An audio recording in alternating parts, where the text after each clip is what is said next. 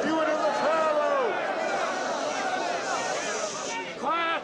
The slave market of Avaris, crown city of Egypt, home to the Pharaoh, God to his people, welcomes the chief steward and the head of Pharaoh's guards, the most honored Potiphar!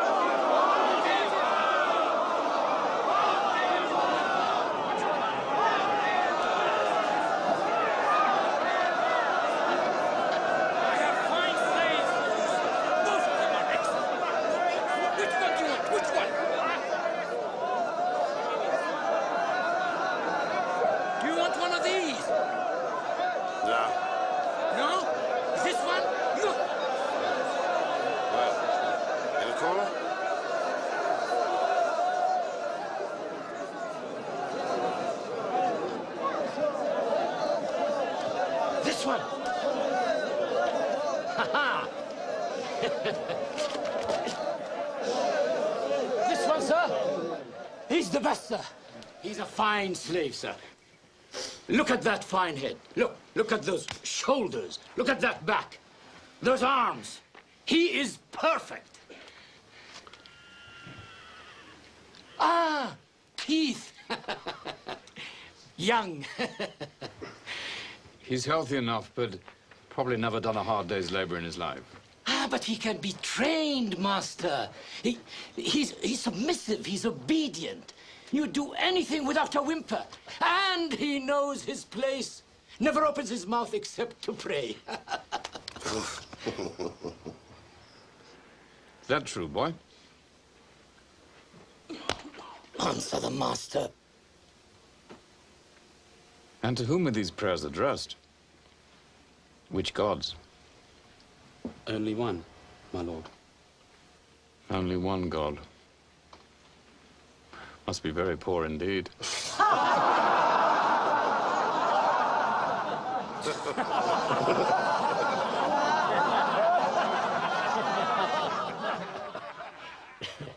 Well, boy. My one god provides all my needs, my lord. Well, he hasn't done very well for you now, has he? These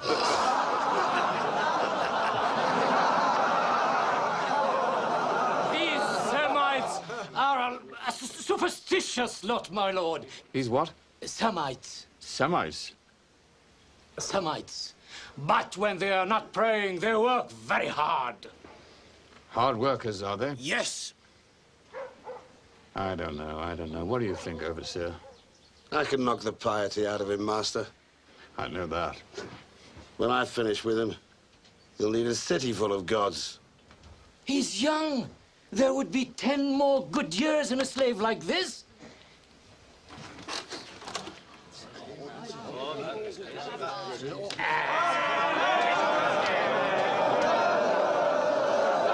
Stupid!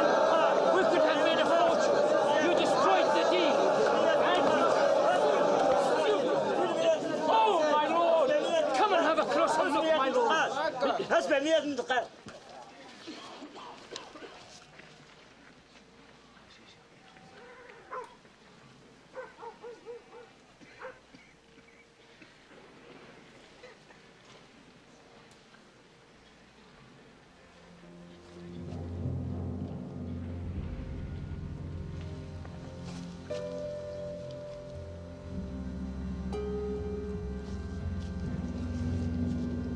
The boy's amusing. For a good price, I'll take him off your hands.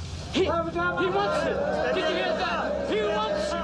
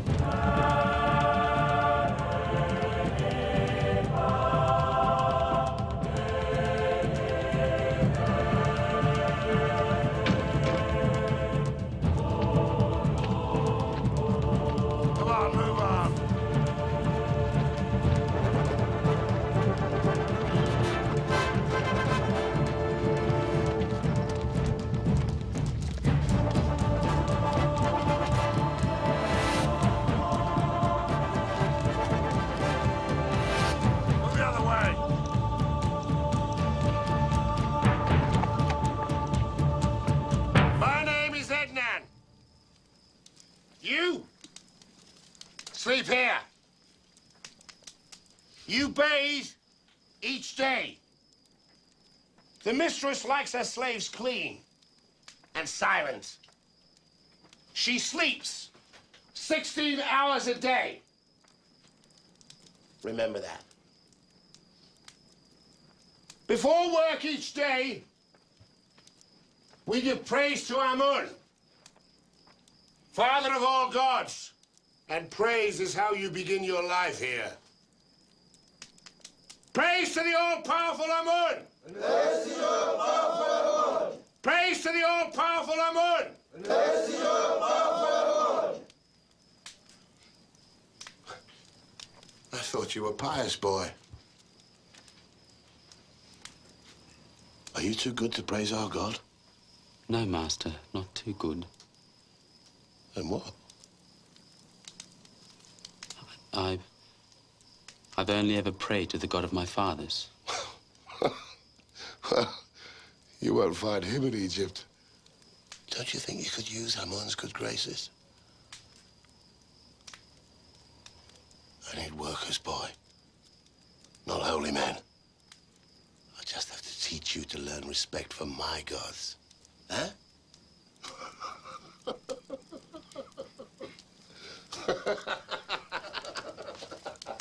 Now sleep! All of you!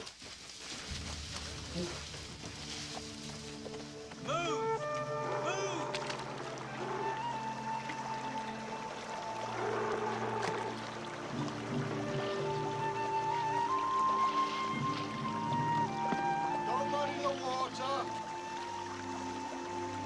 Now we think. Or you stack them in the shade.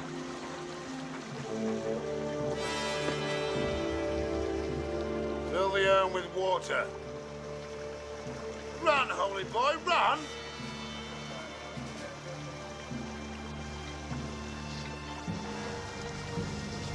I said run!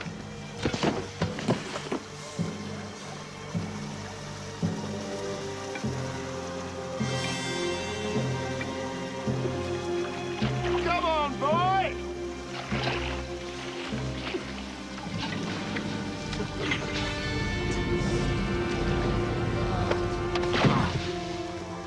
Where's your God now? Doesn't seem very powerful to me. Are you ready to praise Amun yet? Huh? Not ready?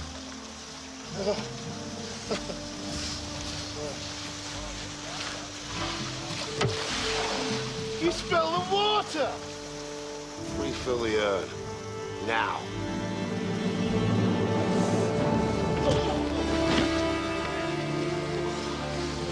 It's a fight you want, is it? Huh?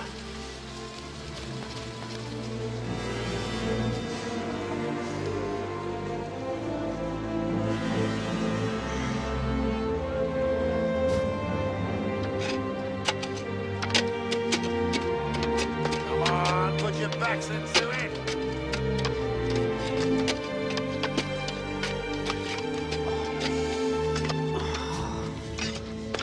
Back.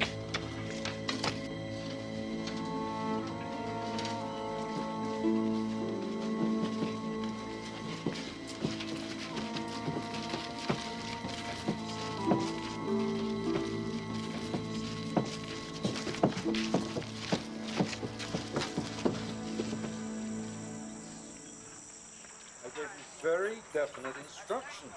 Well, I thought... All of this area should have been cleared. Look at this. Here. What are you doing, fool? I said put the bricks against that wall, not this one. Quiet, man. It is the slave who is right. They do go here. The soil over there is too porous. The shrine would sink in a month. We'd both lose our heads. Keep to the plans, Edman. Follow the dimensions exactly as I've written them. It's simple enough.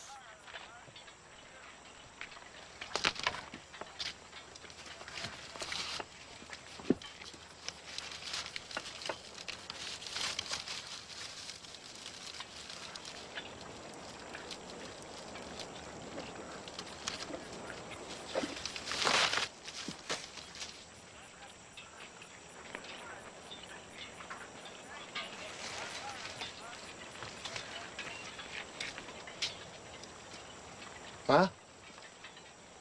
It's no good to me. I can't read, idiot. I can. A slave who could read.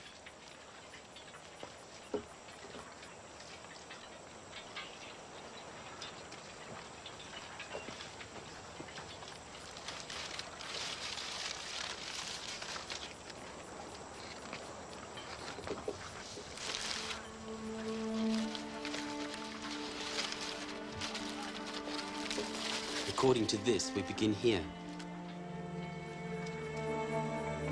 That slave, who is he? Joseph the Semite, mistress. He understands drawings? Yes, mistress. Explain his bruises. Well, a slave's life, mistress. His lot is no different than any other. Well, it should be. A good foreman would see. This is a special man.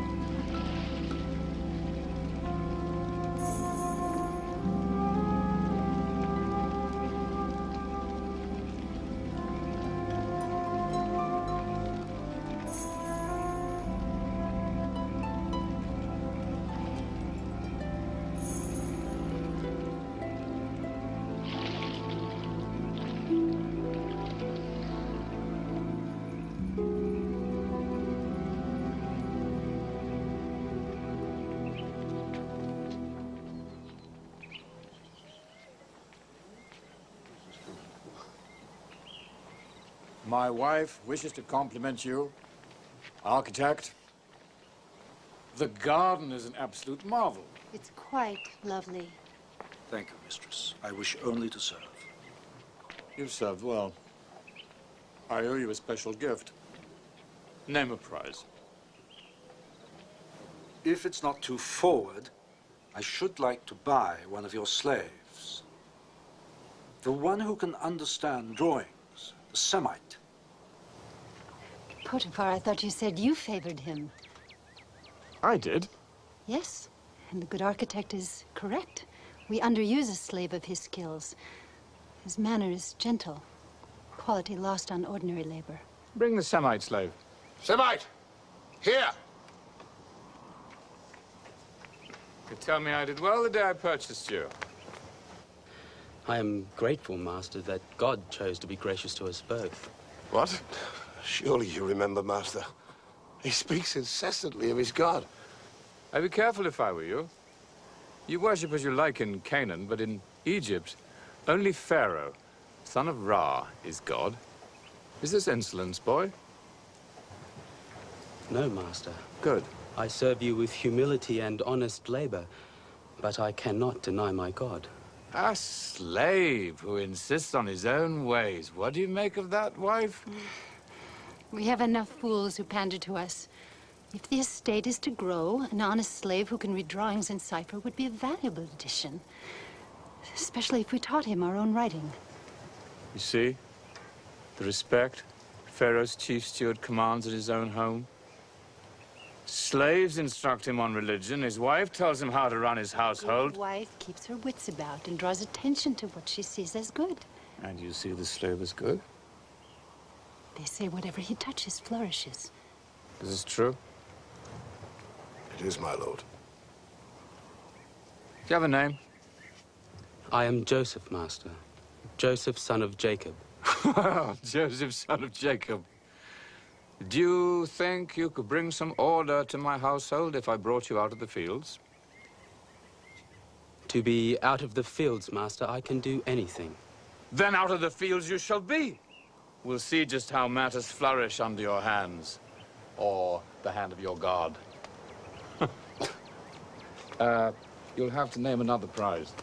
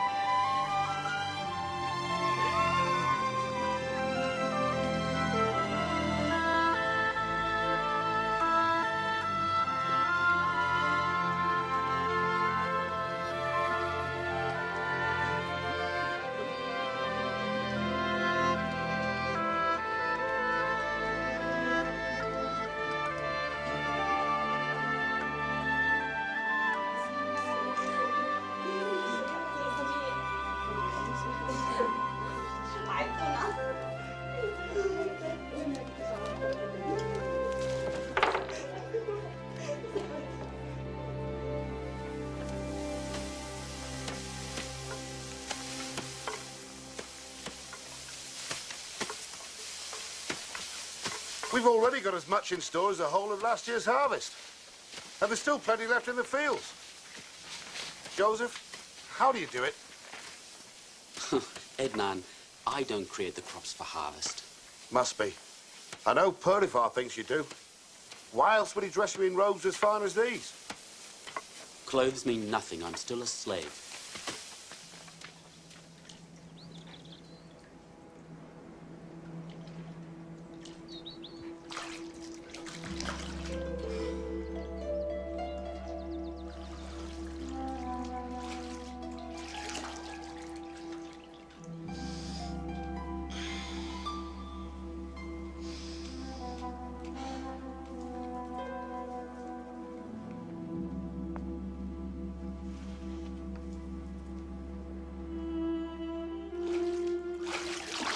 Mistress, please, you should not be here.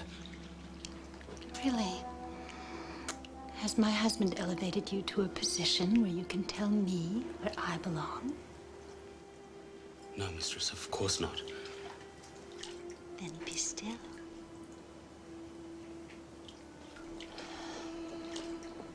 You have some dust on your shoulder. Here, let me splash it off for you.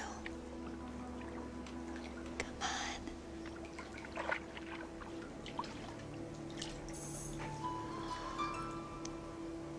Oh,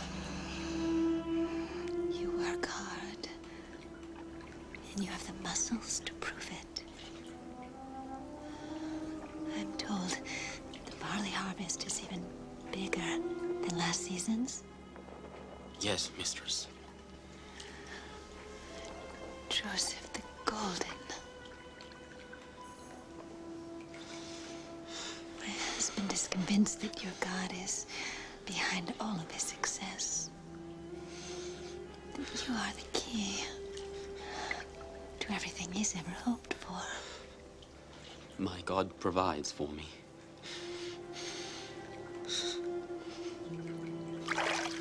Would he grant my wishes if I were your friend?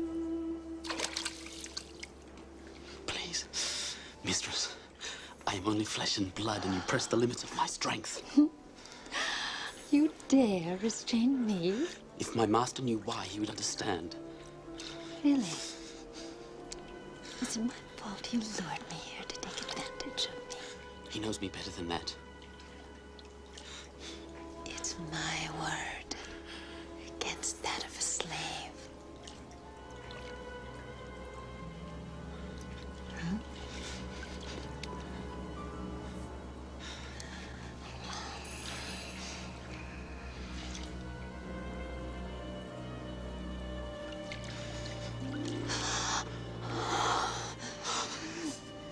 Joseph. Oh, come. Lie with me. Impossible. Potiphar has entrusted me with all that is his. The only thing I cannot touch is you. How could I betray your husband's trust and sin against God?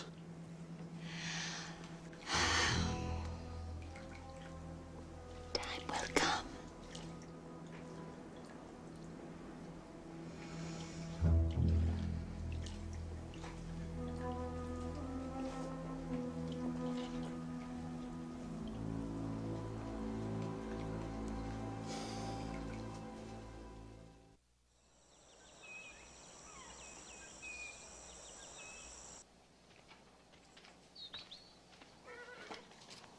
Joseph.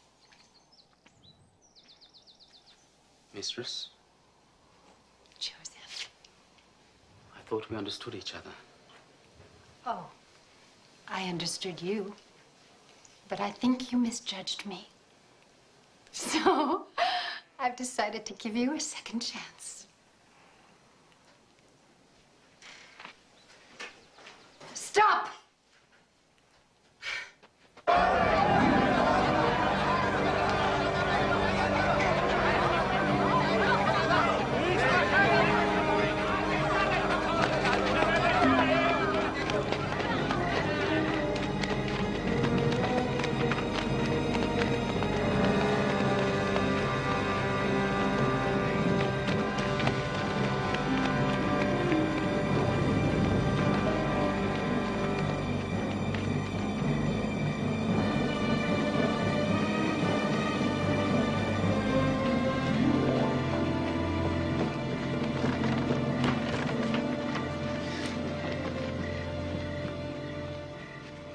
Where is he?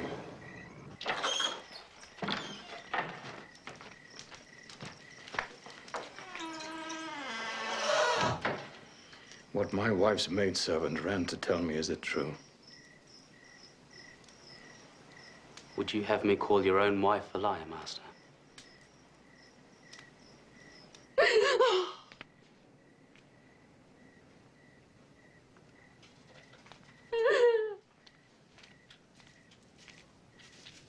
Oh, Potiphar, what took you so long?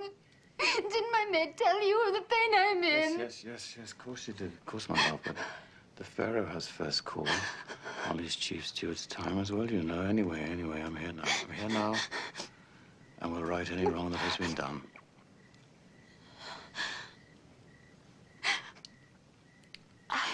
I was alone.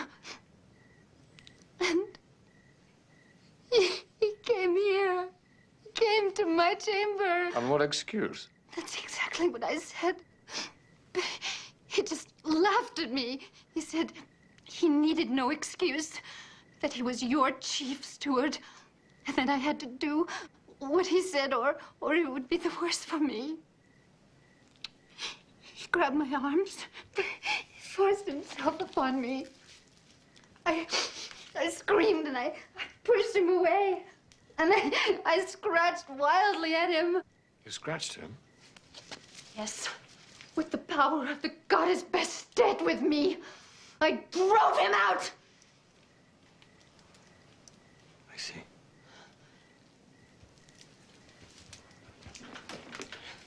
I want the full measure of the law, husband. The full measure.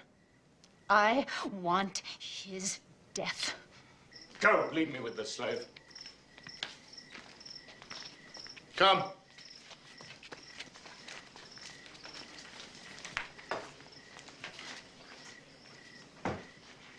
I thought I could trust you.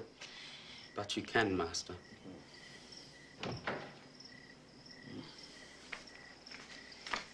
If anyone approaches, keep your hands behind you. Thank you, Master. Now explain yourself. How, Master? She accuses you of the vilest crime, Joseph, and demands the full measure of the law in vengeance, which means your head. And a man guilty of that crime would deserve nothing less. So you deny it? Yes, of course. But who would believe a slave pleading for his life? I deserve better than that from you. I've treated you more like a son than a slave. Trusted my entire estate to you. Made you the law of my house in my absence. You, a slave! Your lands prospered under my hand. Which is why I'd rather not see you dead. Take me years to find another like you. Is there nothing you can say in your defense? Only if you allow me to speak openly. As though I were a free man. So be it. But on this occasion only, and no one must ever know I allowed you such a liberty. You know you can trust me. I would never betray you, not after all the goodness you've shown me. Wouldn't you call forcing yourself on my wife a betrayal? Of course I would. And I repeat, I would never betray you.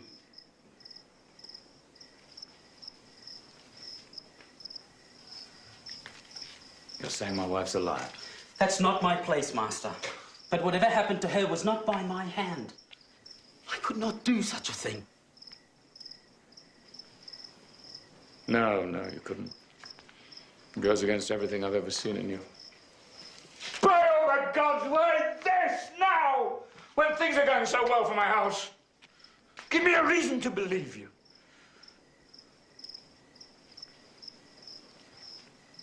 When the blood runs hot, a man forgets his acts have consequences. I have seen the evil that comes from rape. It is hateful to me, and an abomination in the eyes of God.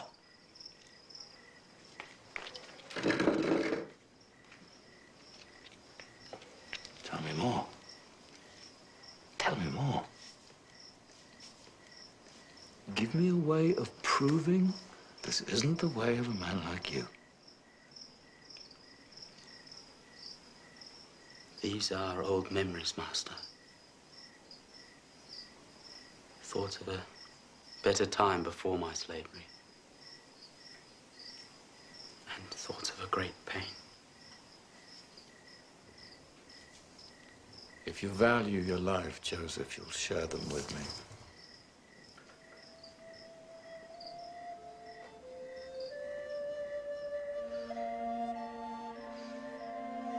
I was only a child. And a happy one in so many ways.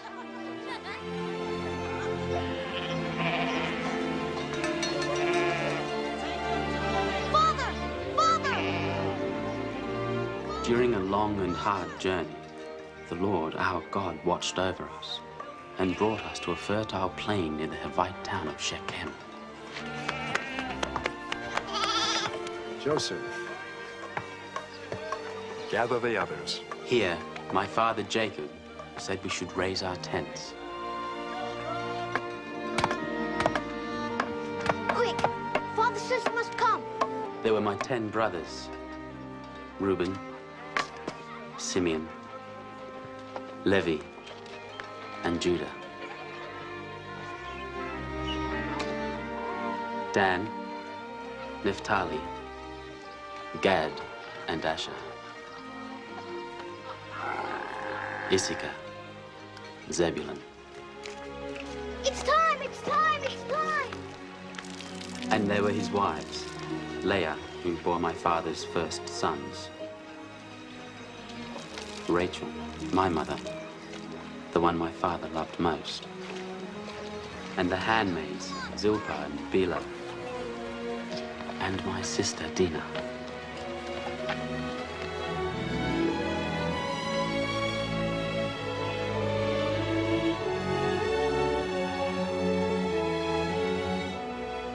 It was a happy time, Master.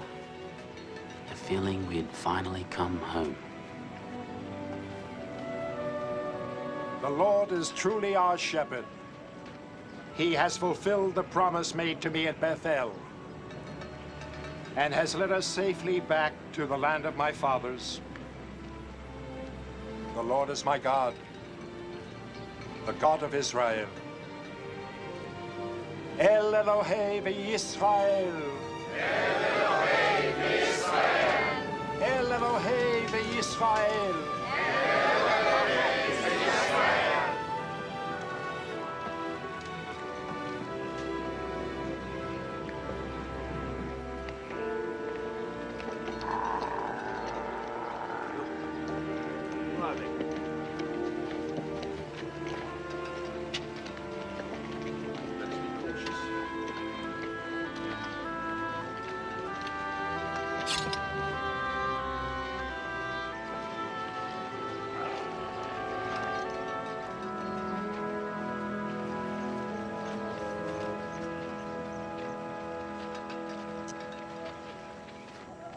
I am Hamor, king of Shechem, which lies behind those walls. This is Bera, my council, and this is my son, also named Shechem. So there be no doubt as to what the future holds for our city. I am Jacob, also called Israel, and these are my people. We come in peace in search of a land our God promised would be home for us. I see. And which God is that? We have only one. Just one? You must be a people very short on feasts. Our Lord provides. Indeed he does. Indeed he does. It was to him you dedicated the sacrifice? But where's the idol? I'd like to see a single God who could provide for you as well as this one appears to have done. We keep no graven images. Even so, we know he is always with us. You'll find we're friendly people. And if you also come in peace, we welcome you to camp near our city to find the home your single God promised. We come only in peace. And of course, we intend to pay full measure for the land and the use of the spring. Just name the price. 1/10 of your grain and of your flocks, and 1/3 of the animal's increase for 5 years.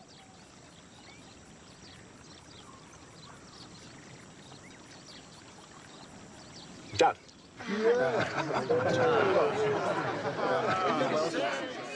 And I thank you for your kindness.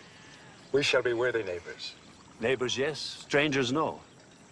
In a week, we honor the goddess Astarte, with a marriage followed by a grand feast. You must join us. But we're so many. Then, at least some representatives.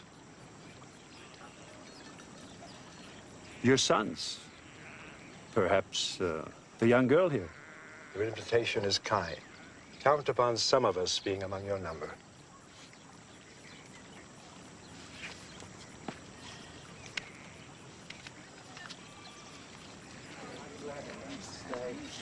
I don't like it. They're fat townspeople. I say we keep our distance, and if they give us trouble... Always a sword, Simeon. Is the hard way the only way you know? It's the surest way. No, the only sure way is the way of the Lord. As he has brought us thus far, he will continue to guide us.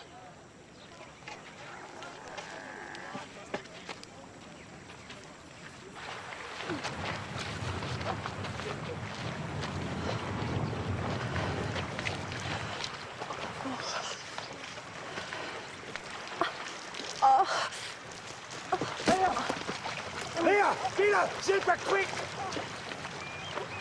It's nothing. It's nothing. This new child of yours just keeps telling me that he's almost ready. Are you all right? Yes, it's nothing. Go. Go. Go. It's all right. Go. You must take better care of yourself.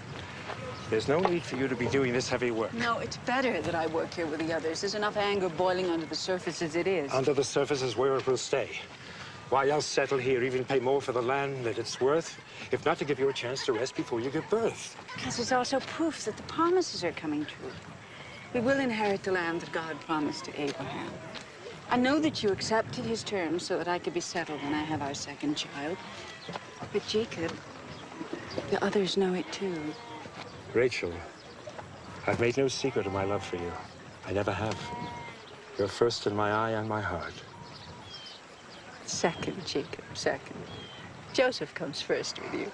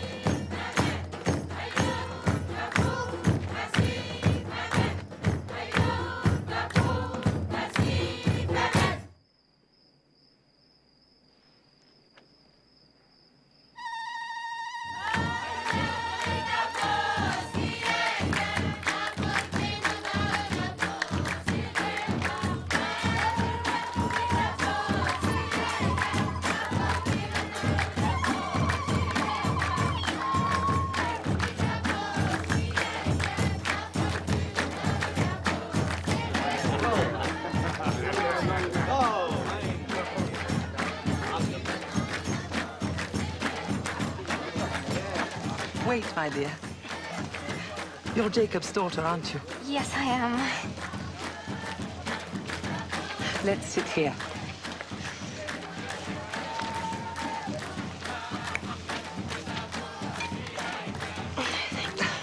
Now enjoy yourself. This is a feast.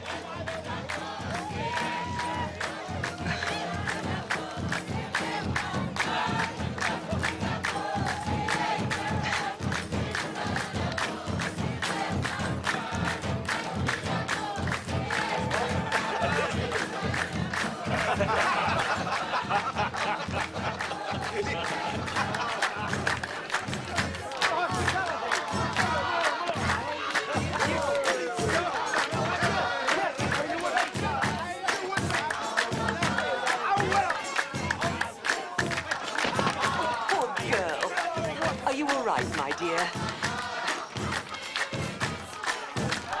Don't worry, I'll see to her.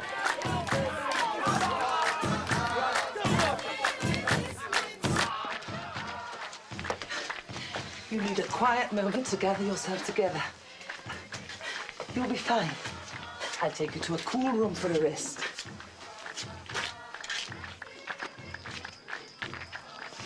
You need to rest. Lie down here for a while. You'll be fine.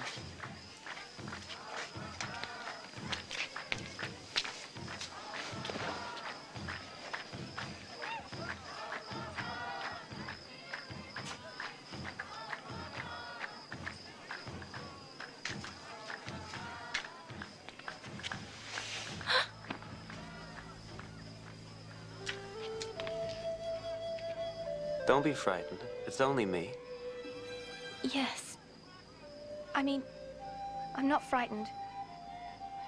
You're perfectly safe. Nobody as beautiful as you could ever really be in danger.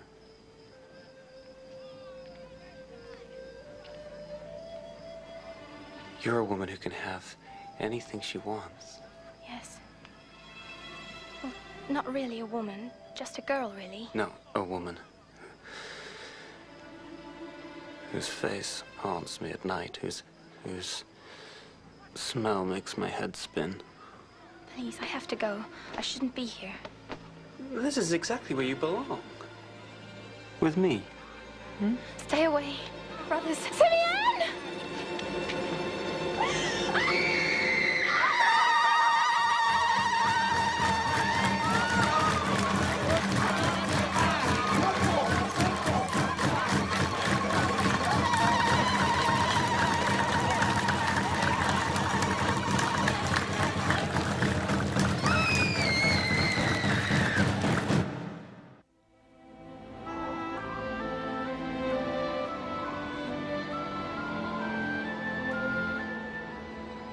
There's no excuse for what my son did to your daughter. To all of you. Other than that he was drunk with love. Right! The crime! Shames us. Violates all laws and traditions. No love can come from violence! I gave you my trust, my friendship. Please, Jacob, listen. I'm asking for your daughter. I ask for her in marriage to my son.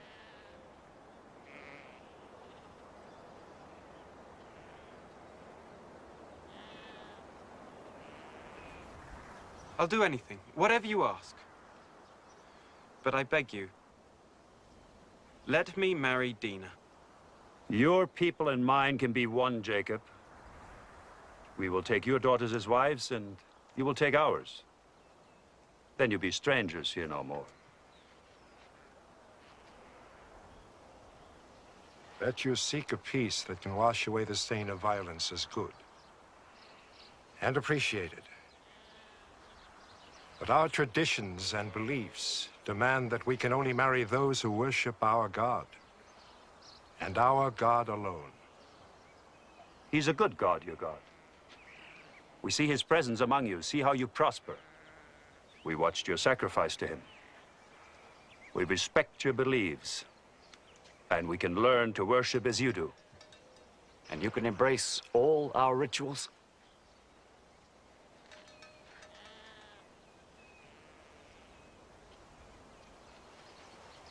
We both have much to think upon. Until tomorrow, perhaps. Until tomorrow, then.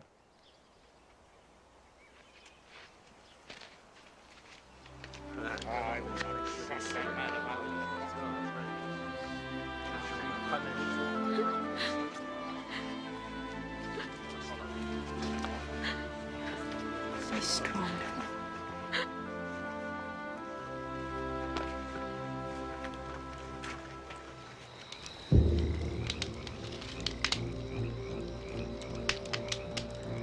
Is it that simple?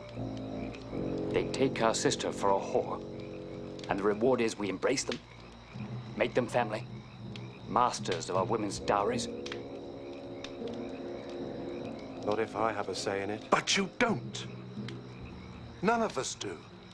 This decision is for our father alone. I've heard enough. You're like the women clucking away. Good night, brothers. He's right. It is Father's decision. Yes. But what happens after that is something else altogether. Go on. Accepting our rituals means all their males must be circumcised. And if they are, they'll be sick. Weak. At our mercy. Get to the pastures. Spread the word. We'll need every man. 3 days is what it takes for the fever and the weakness. By the 4th morning, it'll have passed. Along with our one chance. Yes.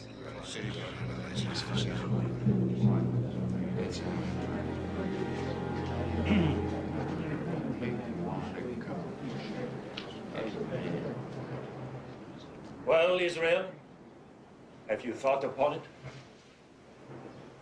I have. And I see great wisdom in your offer.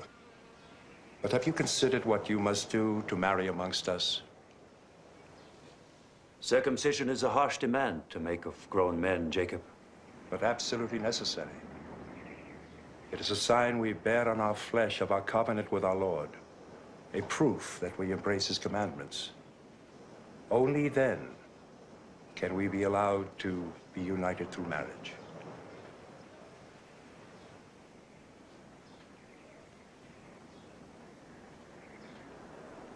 So be it. Our men shall be circumcised, and we shall be united in peace. A new and strong people.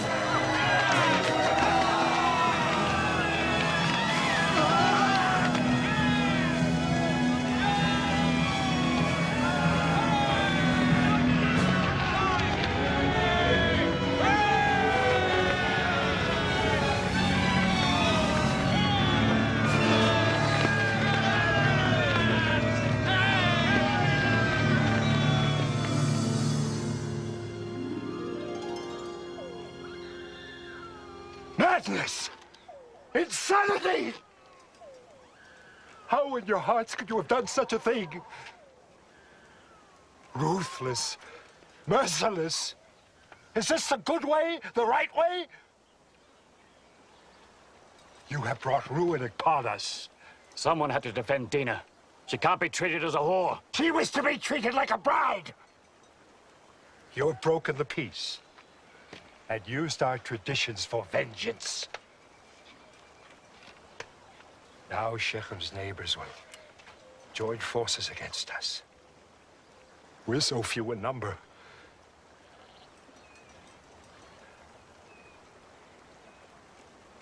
Gather our things. We must leave this place. We must leave this place! Gather our things!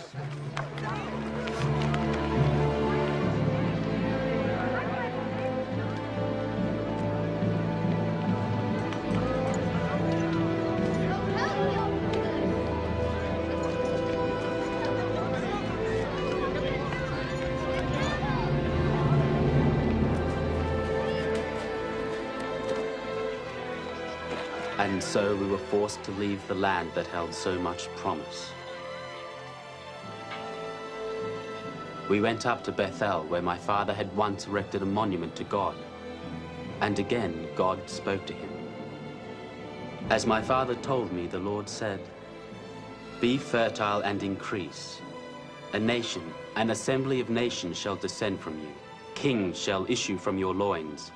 The land I gave Abraham and Isaac I now give to you, and to your offspring to come I will give this land."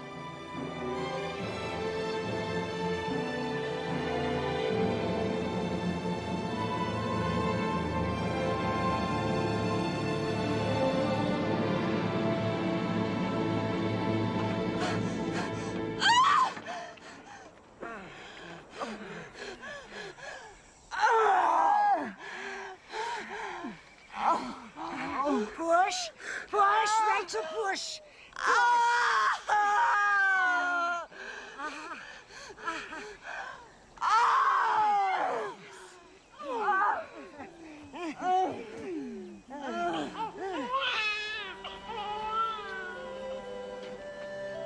You have another son.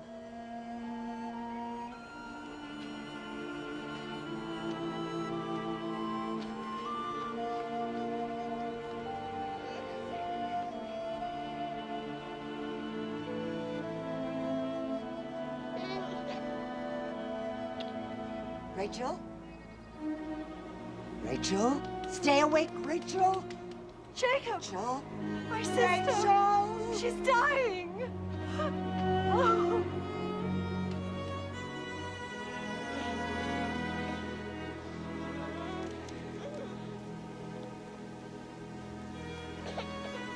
Call him Ben-Oni, child of pain. No, not Benoni. Benjamin. Child of happiness.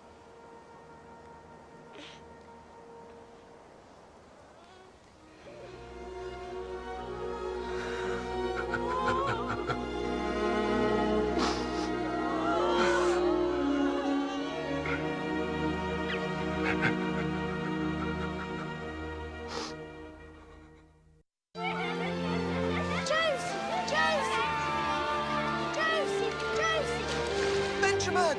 Benjamin! Benjamin! Joseph! Benjamin! Oh! Oh!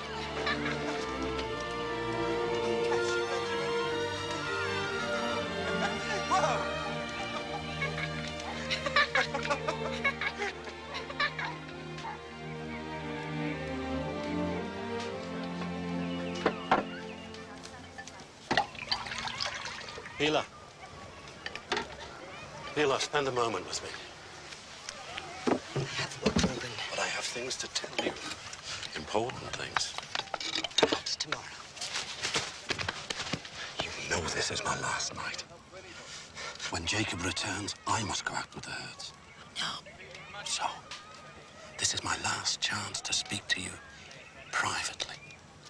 That's impossible, Reuben. I belong to your father. For now, Bela.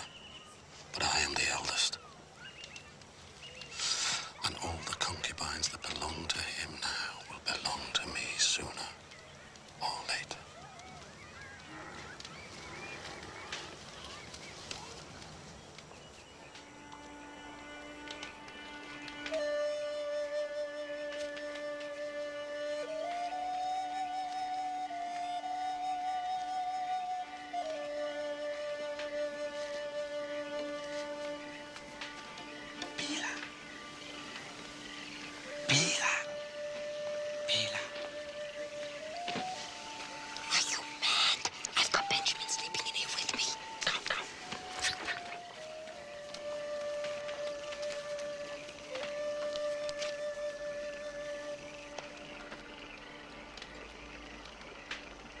I thought you should know. I should send them both away. Go. How could he do this to me? How dare he do this to me? Reuben seduces Bela, Rachel's maidservant who bore me children. Bela is like a mother to Benjamin. Your sons give me nothing but grief, forcing us to leave Shechem like thieves, forcing us to take Rachel on a trek that killed her. And now this! He was wrong. I know that. But once you speak to him... No more words! Things must change. Reuben is my firstborn. Your first son. No more words!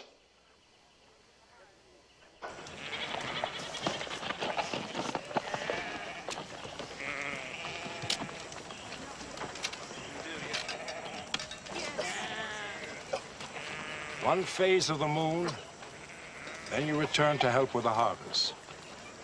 Be careful. Be alert. While you are gone, Joseph will be in authority. You will hear his words as if they were mine. Joseph! Is this a game, Father? I am the eldest. And the one who shows me no respect. You and Bela shamed me before the entire camp. Simeon and Levi betrayed my word at Shechem. If my sons will not honor me, I cannot honor them.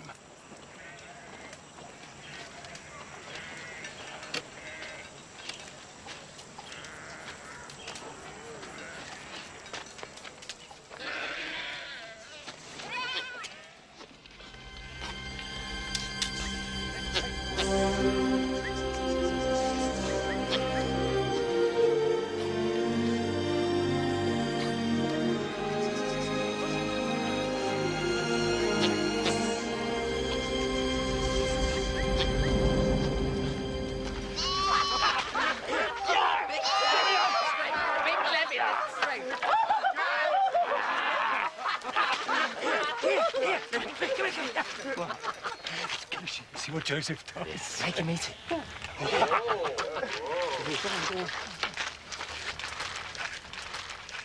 Meat for supper, little brother. Meat? From where? A sheep. You can pick the one for slaughter if you like. Me, never. Come on. Father specifically forbade us from... Well, he's not here, is he? He's not stuck out here alone, baking under the sun, living on dried fruit. Here's a nice fat one. Will stick to our ribs. But what will you tell Father? He won't find out. At least he'd better not. No wagging tongue. You'd like to then. Not our fault. The poor little lamb strays off and gets mauled by a mountain lion. Understand, little brother? What difference does it make? He's got more sheep than anyone else in Hebron. But Father, put me in charge of the sheep. And be quiet.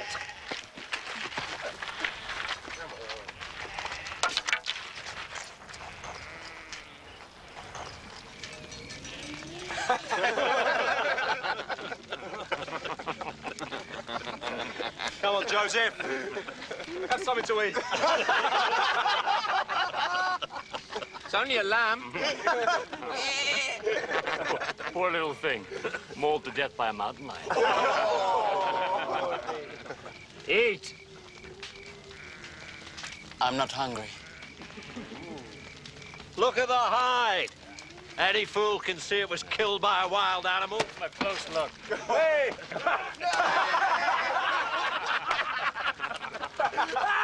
Any fool! Right? Brother? You take me for a fool? I've been a shepherd my entire life. I know the problems shepherds face. And I also know their tricks. Father, we... Silence! Now take it away! Get it out of my sight!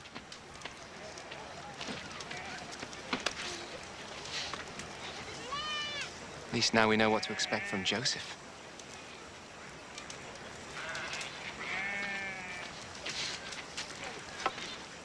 Betrayal. He's a spy.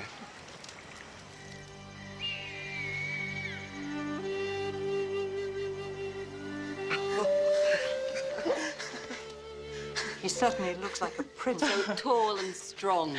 Oh, Jacob, it's beautifully made. If only his mother could see him now. It's wonderful. Surely I don't deserve it. None of his brothers have anything this fine. None of them deserve it. He does. He has proven his loyalty and responsibility. He has earned the coat, just as he's earned the succession. Now, leave me alone with him. Go, all of you. Go.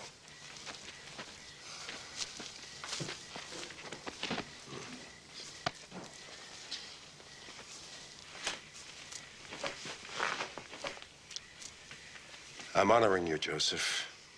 Naming you my heir. Next in line as head of the tribe.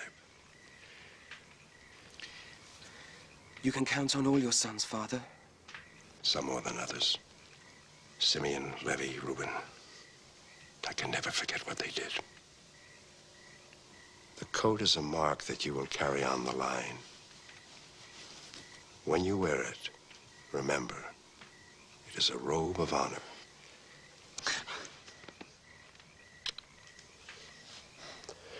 Now, get some sleep. We have a lot of work to do. The harvest starts tomorrow.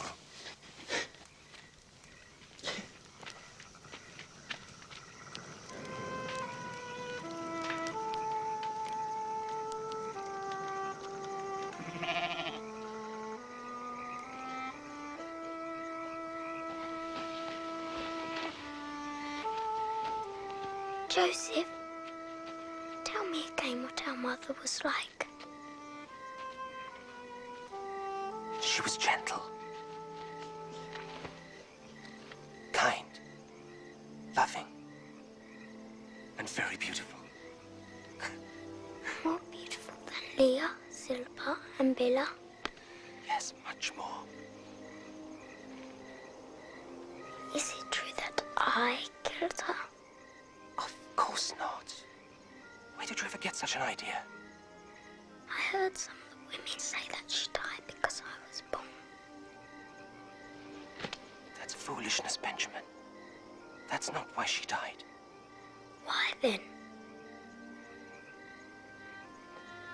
I don't know why, Benjamin.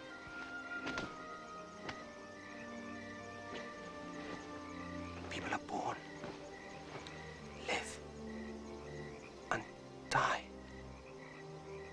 Even the stars fall and die. And the sun sets every day just to be reborn the next morning. I wish I'd had known, Mother.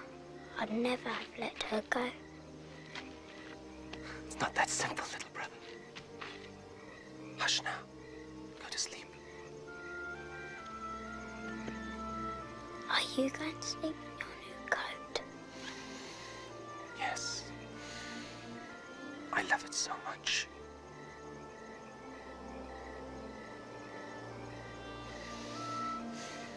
I must sleep now.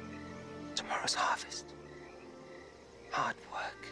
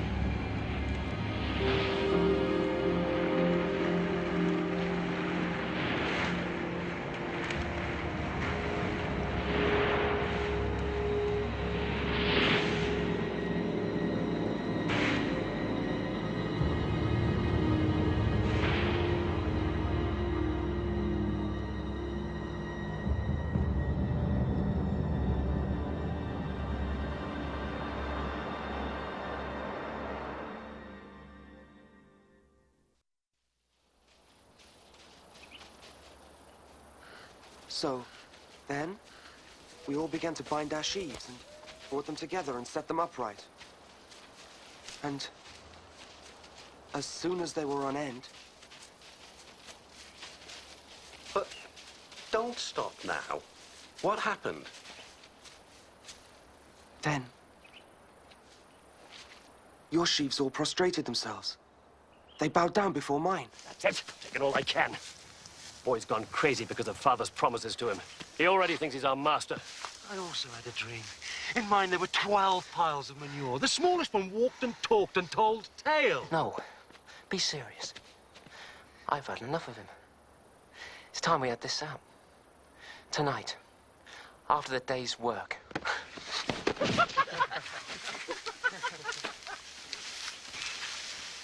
We'll see what Father thinks about this.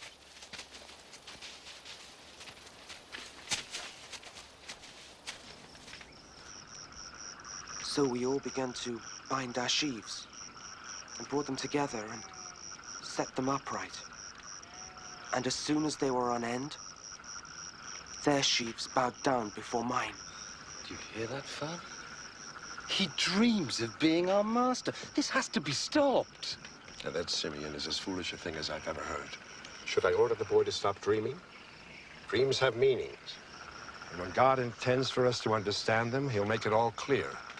Until such time, all we can do is listen. Joseph, you spoke of another dream. Yes, Father. Tell us. I'd better not, I think. If God gave you a dream, you must share it with us.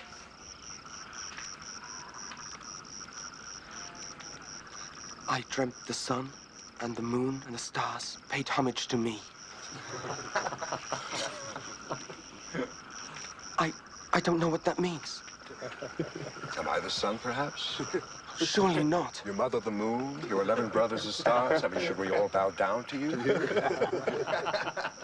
Now you've listened to this madness, perhaps we can go back to the way things were, the way things ought to be. Yes, I'm sure you'd like that.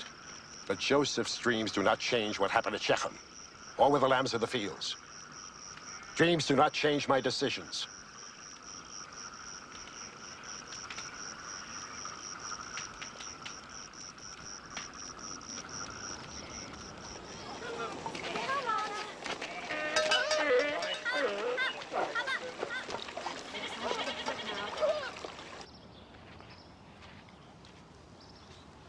I'm sending you to see how the flocks are doing, not to a feast.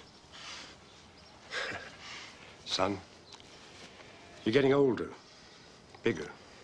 And where once your brothers might resent you, as you gain strength and position, they begin to feel very threatened by you. I want you to try and make peace with them. Yes, Father. That's also what I want. But sometimes the anger is... Time will ease that, if you're more careful of their feelings. Joseph, they're different than you are. They're all brought up together like a pack of lion cubs. You and Benjamin are the children of my old age. You were given more attention, perhaps, but your brothers see that as more love. We both must help try to make them see the truth. Understand? Yes, Father. Good. Then go safely and with a steady pace. You should find them within a 2 days' journey.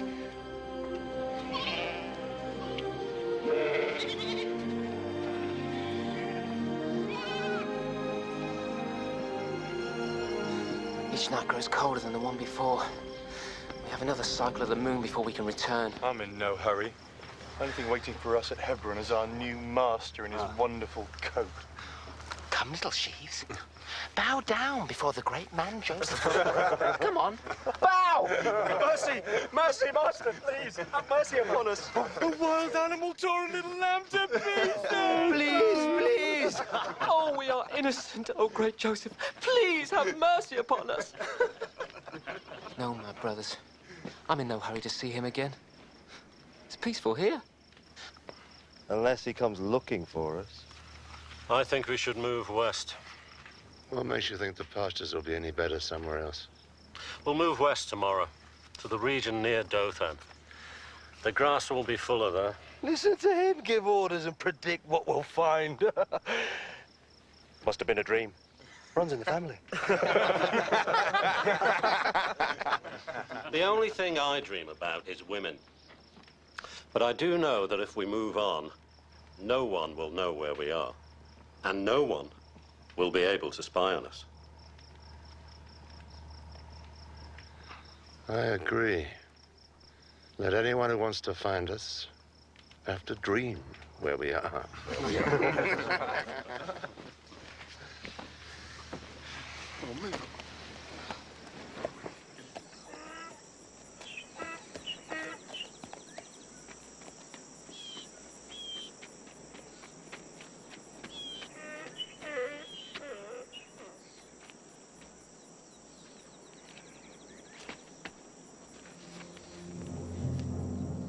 What are you looking for? I'm looking for my brothers. They're pasturing the flocks somewhere near here. They moved on. I heard them say they were going to Dothan. Thank you.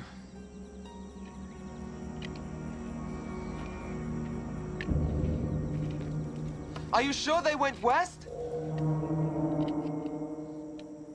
Last night, I dreamt I was on one of those big ships that dock in Jaffa. I had 3 women. One had red hair, the other gold, the third... Your dreams don't count. You're not Joseph. I wonder. Father wasn't so pleased with his last dream. That's right. Yes. What if they are prophetic? All of us kneeling down to him.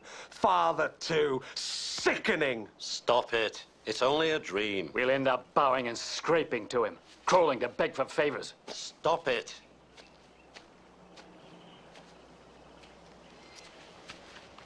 What is it? Here, brothers! Look, the dreamer himself. And in the coat. I swear I could rip it from his back. Father sends you fresh food!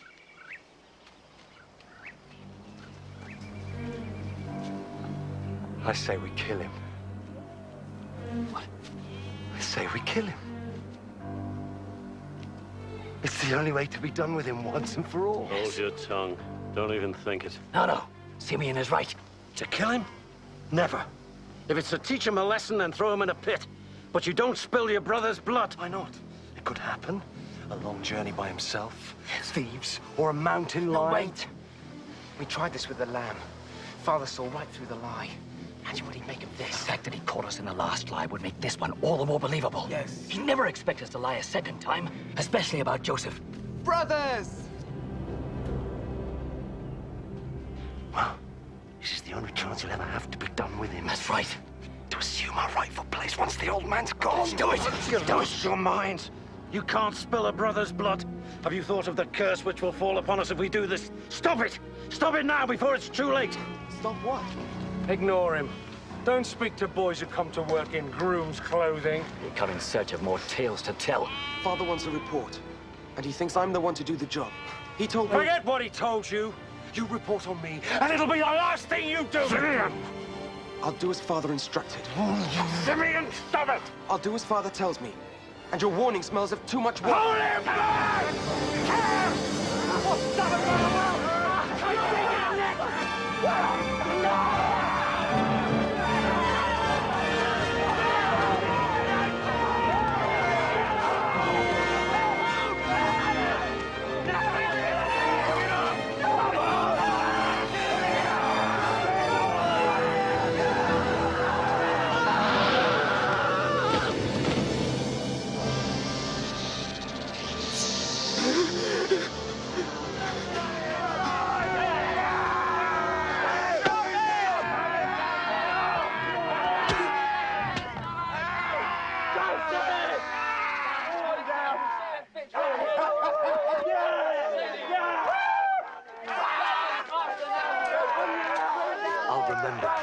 I'll remember that when the time came to act for ourselves, you weren't there. No, I wasn't. Perhaps I'm just not as big and brave as you are. Brother. You're letting him go? And what if he tells our father? He won't do anything. Not Reuben. He stands the most to gain from all this. With Joseph gone, who else will our father put in line to replace him? He'll be back.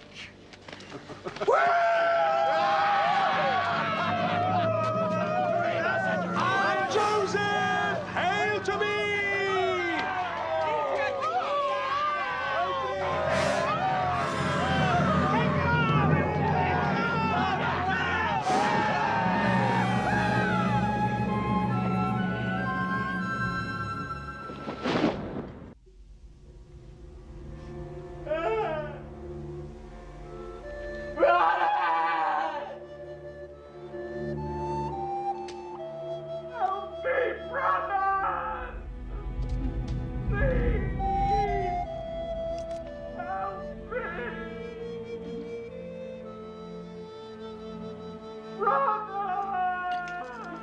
Grow up, all of you!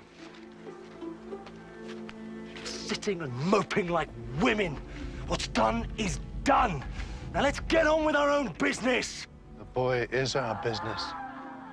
Was, brother, was. There's no turning back now. And if we pulled him out? From the well where you helped me throw him and have him tell Father what we did?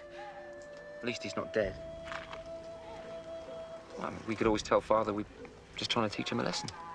And Father will teach us a thing or two. The flocks are his, the tents, the food, everything. I worked too hard to be disowned and left with nothing. No, brother, we'll have to see this one through. Because what our Father doesn't know can't hurt us.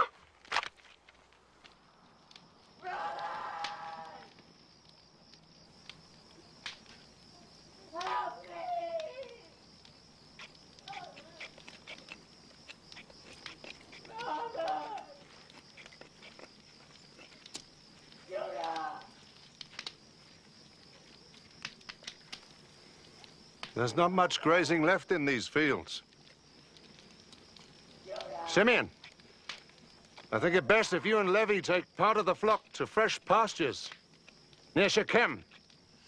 So you can fish out the boy and throw the blame on us? Never.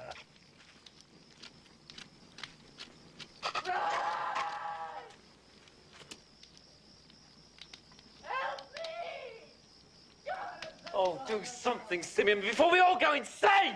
We should have killed him. Shut him up. You want to fight me, brother? If that's what it takes. But you're not going to kill him. And you're not going to fish him out? If that's the only way to avoid a brother's blood on my hands, then fish him out we will. To avoid spilling his blood, you'll have to shed mine. If you can. But I'm a reasonable man. I'll give you till dawn to come up with another suggestion.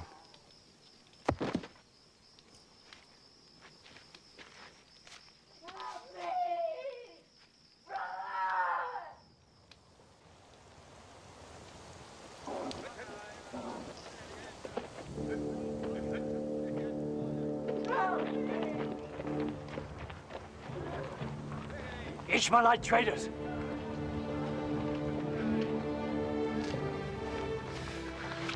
Now the boy must be killed before they hear his damn whining. No, no, no. They're the answer. Them? How? They can take him for a slave. Down to Egypt. Then at least he'll live and our hands will be clean. If he escapes, comes back and tells Father what happened. Ishmaelite and Egyptian slaves don't escape. They pay for him. There's money in it for all of us and no blood.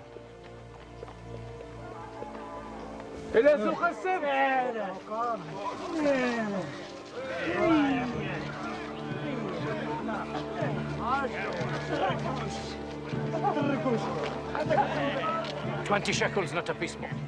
In silver? Of course. Done.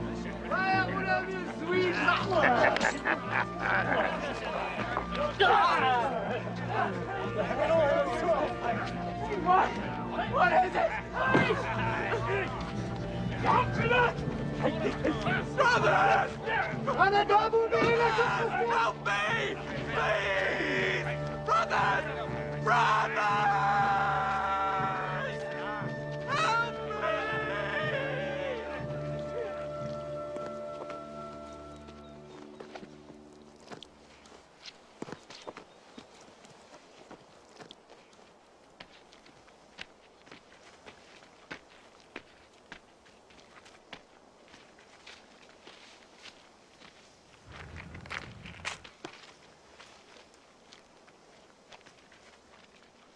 Come to save him. I won't have his blood on my hands. It's too late for that.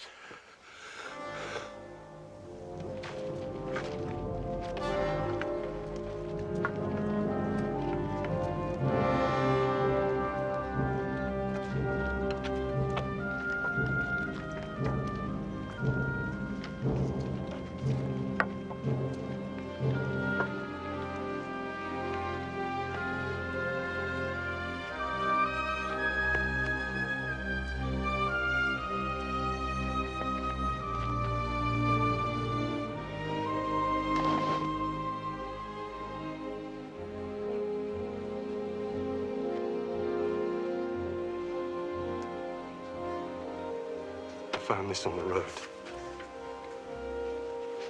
It must have gotten lost. A wild animal. No! No! No! No! No!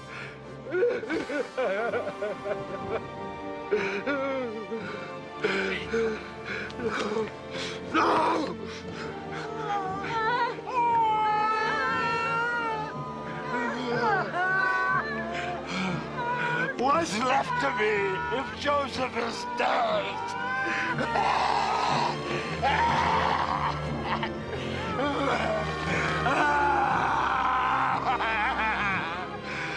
Joseph! Joseph!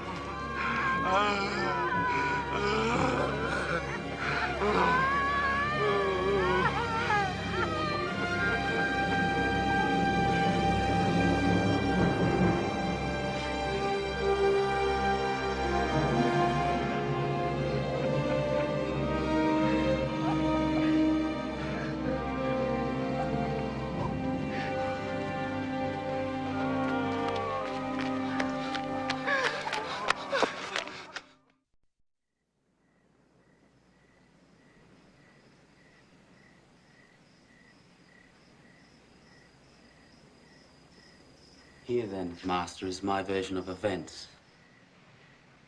And may the Lord my God stand by me as I speak only truth, and desert me if I lie. If you lie, I will kill you. It was the last day of the harvest festival. The gratitude to the gods. I set about arranging the house, believing it to be empty.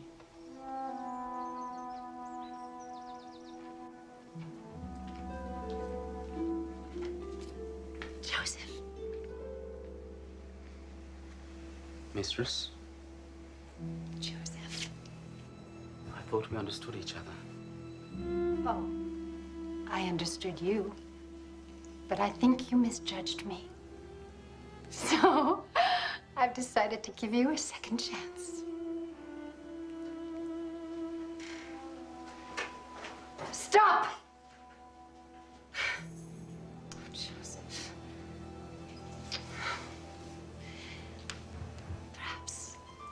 Perhaps if we talked more, became close, perhaps you might see me differently. You might see how melancholy I am. My husband is so busy all the time. Loneliness is a terrible thing, Joseph. I know you hurt, but... Oh, you are not a common man. Where does the mystery come from with you? Where are you from? This house is my home now. Tell me about your father. You once said he was a prince. Does he have many herds of animals? Servants, fields? Yes. So he is a powerful man. Do you think he is happy with his wealth? I don't think my father's wealth brings him much joy. Then what would? I expect if he could see me again. No, your freedom is within my gift. Yes. But I can't. It would offend God. You know you want me. Look how you're shaking. You want me as much as I want you. Come, Joseph. Come lie with me. Leave me! Stop! Who do you think you are, you fool? You dare lay a hand on your mistress? Ah, my husband would kill you for this.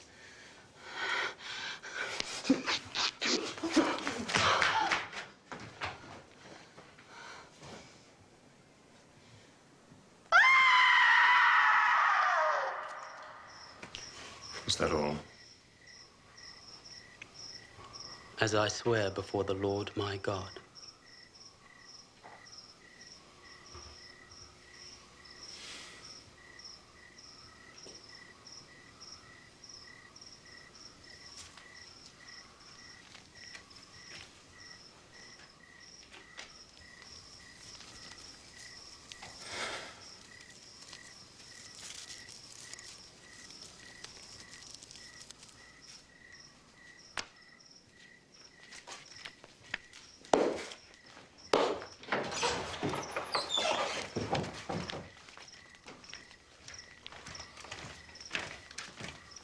Summon the household.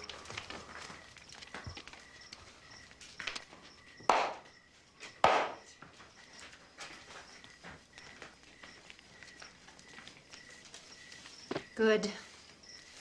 Let them all hear him sentenced to death.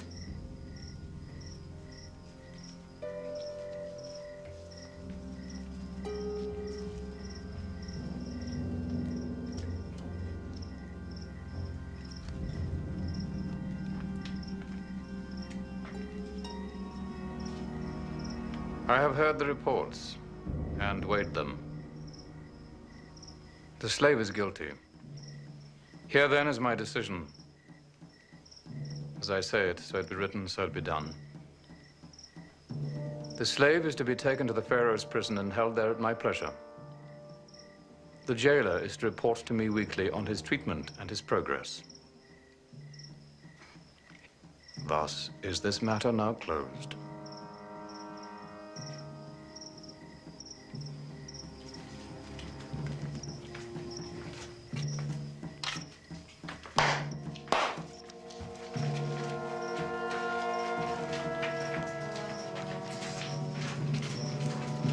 Bring him.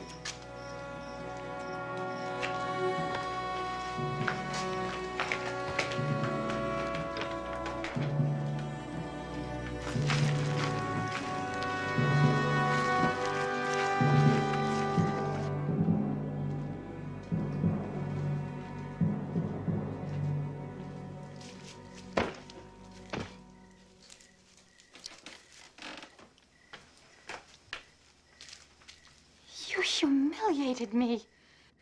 You sent him to prison at your pleasure?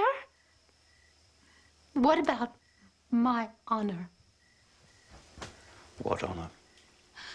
Dare you? I know you, wife.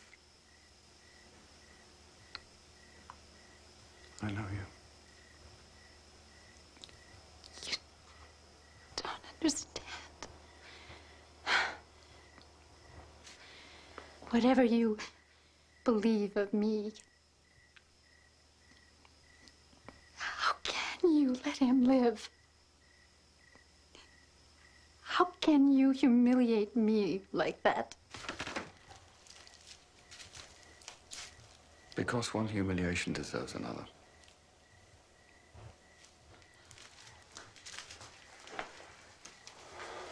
Wife. Anyone who knows Joseph also knows that if he swears by his God, he's telling the truth. What is more important to you? His God or my good name? The truth? The truth. Yes, that's what matters. Well, then, you might as well set him free and complete my shame.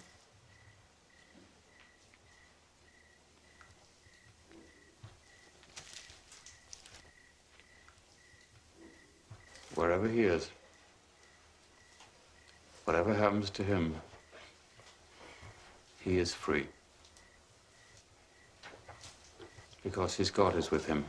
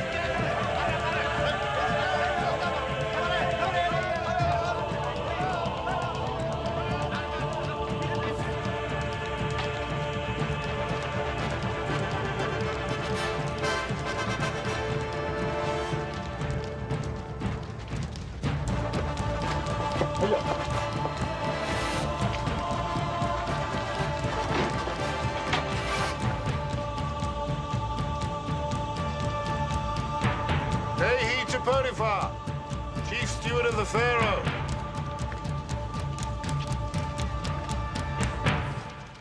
Peace be with you, Master. Do you know about this? The warder said only to expect 2 new prisoners. The excellence of your work here is becoming common knowledge. They say the prisoners have never eaten better. The warder's never been richer. The Pharaoh has never had to spend less to keep his jails running. 10 times a day I'm asked how you do it. God blesses my work, Master. as I've seen for myself. And I know that one day he'll see me gone from this place. Well, he'll have to deal with the Pharaoh first. I'm not so sure they're on speaking terms. As you see, two very fine specimens. Fine garments, royal eye tattoos, and of station and breeding. Fat one is, well, was Pharaoh's baker. The scrawny one is cupbearer. Important men. How did they end up here? Accused of theft. Of Pharaoh's bracelet of the sun. The mark of the true sun god. It's gone. Missing.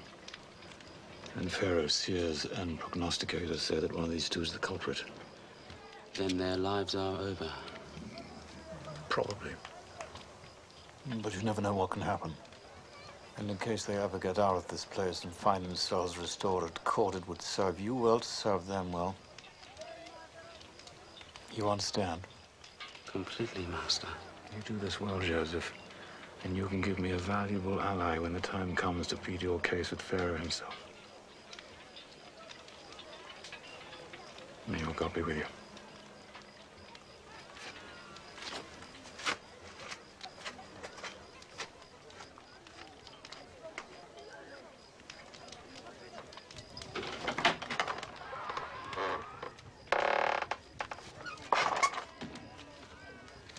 I am Joseph, my lords.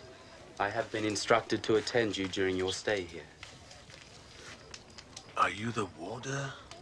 No, my lord, his servant. Ah, you must be the Semite who does the warder's work for him. I am honored that you know of me, my lord. Huh? Yes. The court knows how well you serve your masters. And their wives. There are many stories that have no truth, my lord. Are you calling Potiphar a liar? Slave? No, my lord. Are you calling his beautiful wife a liar? I accuse no one, my lord. Really? Well, I accuse you, slave. I accuse you of staining Potiphar's wife's good name, of calling Potiphar a liar. Guard! Guard, come here! Beat this man with your whip. Careful, my friend. We are in his prison. His prison? He's a slave. Potiphar will thank me for punishing such insolence. Don't look to this slave for permission. I serve in the court of the Pharaoh, God on earth. Do as I tell you.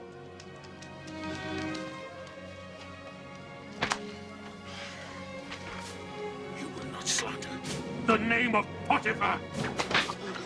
You will not slander the name of his wife. He will praise me for upholding his honor. Slave! Slave! Slave!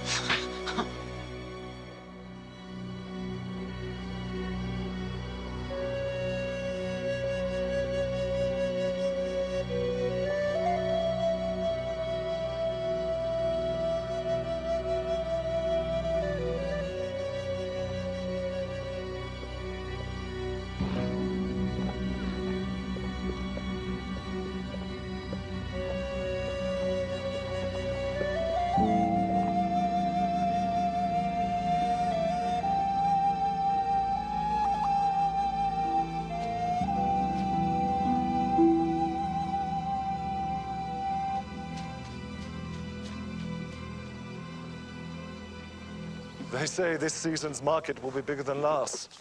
I hope so. It gets harder and harder to scratch out a living. True that. You don't have the animals to prosper, you know that. You need good, rotting males, healthy she-goats, ewes. I won't return to my father's camp. I can't live with Jacob's sorrow. He still mourns the loss of Joseph, and the entire settlement is a pool of grief. As a widower, I've enough of my own.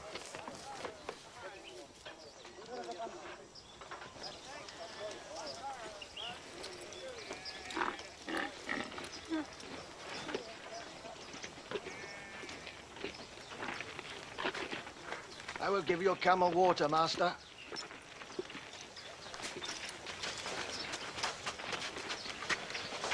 Now there's a sight. Oh, a Canaanite who hides her face.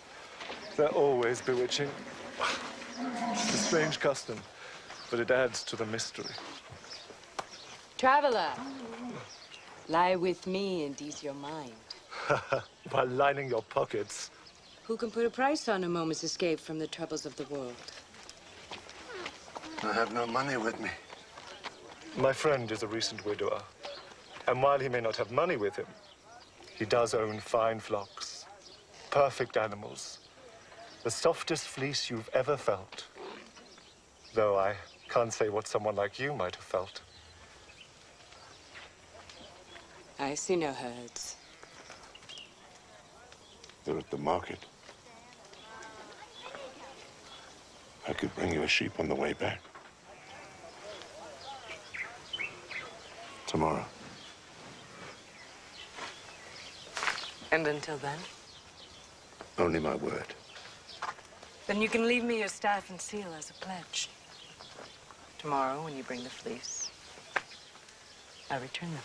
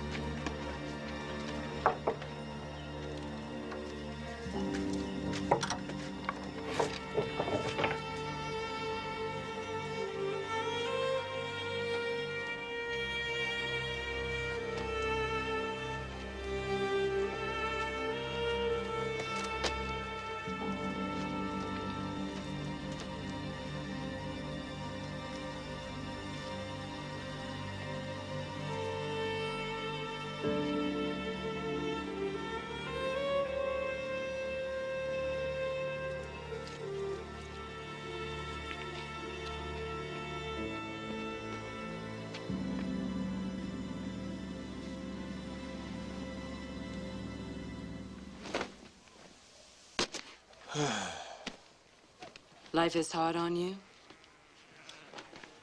A barren daughter-in-law that buried my first son. People die. They do. But as is the custom with my people, I forced my second son to marry her so that his brother's wealth would not be lost. And he too died. Misfortune indeed. You have other family? 11 brothers. Once there were 12. But the second youngest was taken by a wild animal. And ever since, not a day passes but my father sheds a tear at the youngster's memory. His sorrow was so thick I had to leave and start my own encampment. You grieve as if the boy's death was your fault. Never. In no way! Why would you even think such a thing? No injury intended.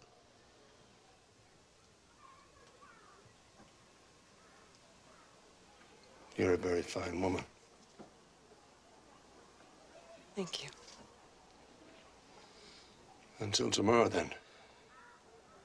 When I bring you your fleece and redeem my staff and seal.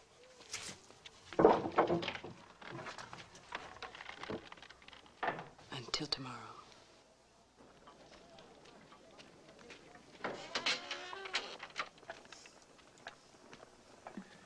Pay homage to Potiphar, chief steward to... Peace be upon you, master. Call the door, Edna. The door. Come. The warder tells me your distinguished guests aren't sleeping very well. It seems their sleep's troubled by dreams. They're not alone. Strange dreams. Full of signs. soon as I learned of this, I came myself. Because I know of your gift for reading the messages of the night. Hence a chance to redeem yourself by interpreting for them. You can't remain silent now that they know you have the special gift. How do they know? I'm due back at court. Pharaoh's men work night and day to retrieve the bracelet. They'll have it before long.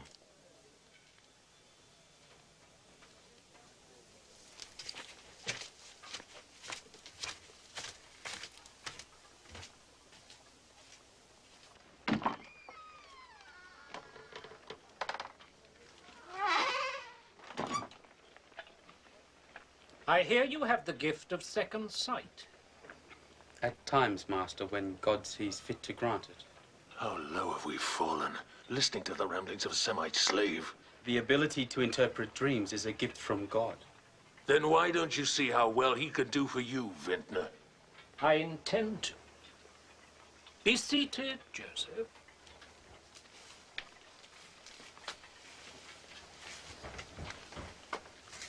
Here is my dream. I was in a vineyard in the countryside. There was a vine in front of me, and on the vine were 3 branches, one of which began to bud. Now, no sooner had it budded than it blossomed, and its clusters became rich grapes. I had Pharaoh's cup in my hand. I picked the grapes, and I squeezed them into Pharaoh's cup. And then I handed the cup to Pharaoh. Now, can you interpret? This is what it means. The 3 branches are 3 days. In another 3 days, the Pharaoh will lift up your head and restore you to your position. Then you will hand the Pharaoh his cup as you have always done. Rest easy, your days here are numbered. Can it be true? Now listen to me, slave. I, too, had a dream. There were 3 wicker trays on my head. In the top tray were all kinds of pastries for Pharaoh, such as a baker might make. But birds were eating them off the tray on my head. Give me its meaning. I am sorry. I cannot interpret that dream. You can. I know you can. You're hiding something from me. Tell me what it means. Very well. This is what I believe your dream to mean. The 3 trays are also 3 days. In another 3 days, the Pharaoh will lift up your head as well, by hanging you from a gallows. Then the birds will eat the flesh from your bones. No!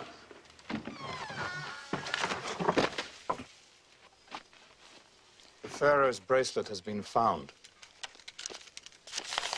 Warrants have been issued. What does it say? She promised she'd be here. Oh, to your good fortune, she's not. You kept your end of the bargain. If she's not here, then you get the sweet memory of her bed and get to keep your animals. I gave her my staff and seal as a pledge, remember? Come. I think I can find her home.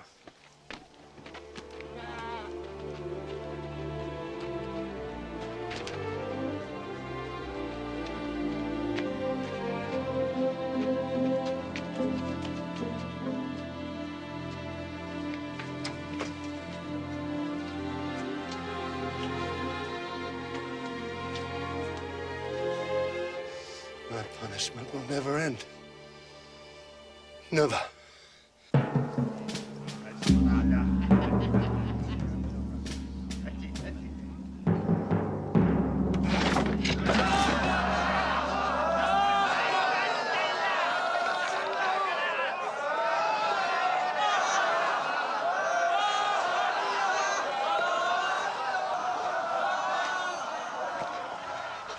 I am most grateful for your judgment in this matter. I always knew, even in the darkest days, that I could always... Yes? I trust my master's stay here was made as easy as possible. Yes, yes. Considering the circumstances.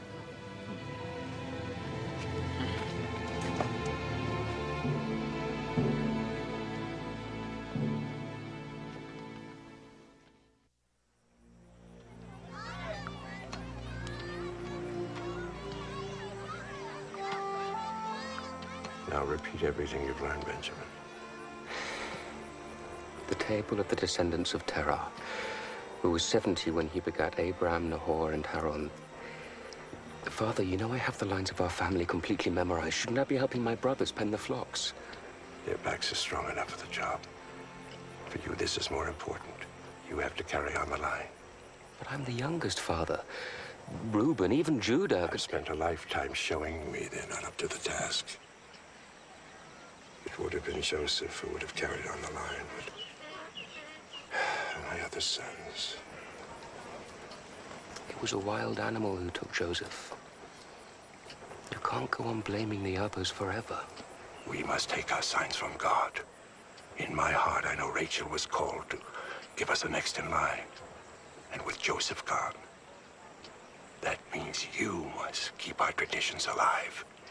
Maintain Abraham's covenant with our Lord. Blessed be his name. Now, young men, back to the tables. And the sons of Abraham were Isaac and Ishmael. And Isaac begat Esau and Jacob. And Esau, who was called Edom, took wives among the Canaanites. Father! Father! Quickly! It's Judah. Judah.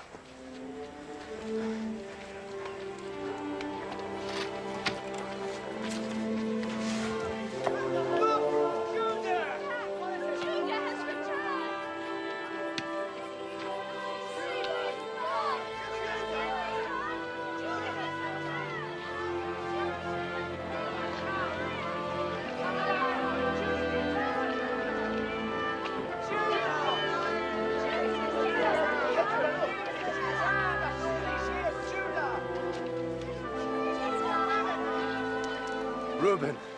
Judah. Simeon.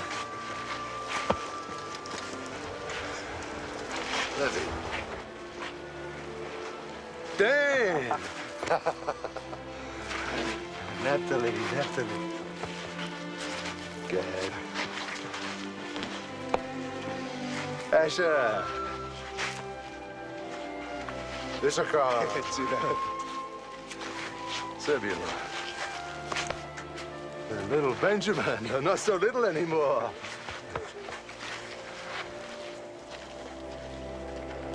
And my father Jacob.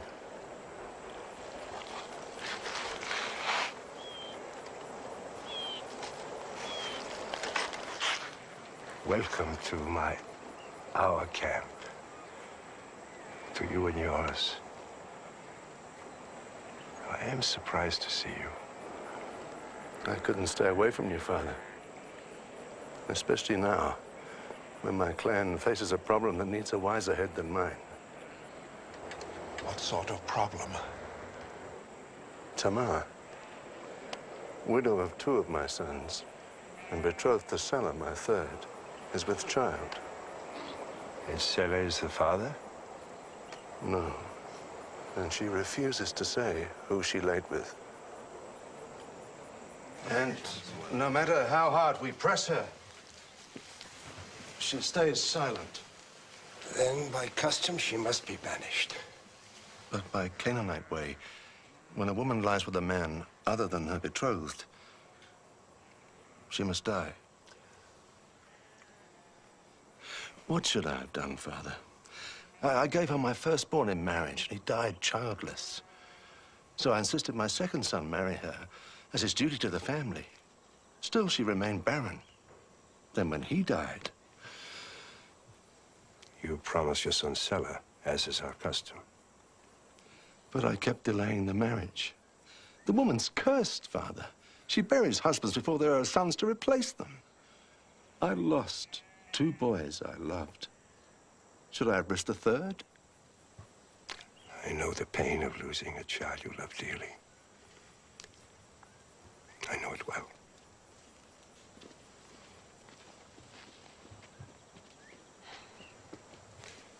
Yes.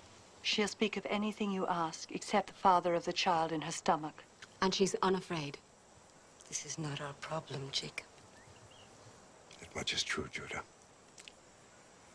You left this camp and established your own line. You must be responsible for yourself and the decisions you made.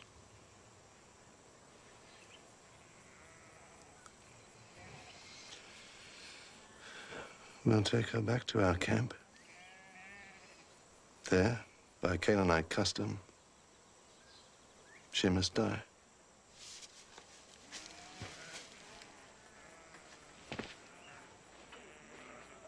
We leave at first light. Fine-looking flock. Well, there's rumors of some outbreak of fever among them.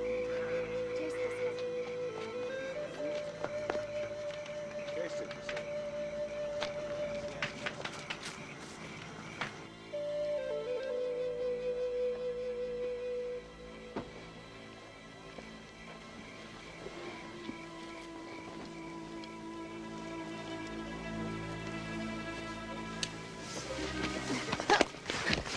So what do you have, a knife? You think that by killing me you can save your own life? You do me a favor, whore. By trying to spill my blood, you justify my own decision to see you executed.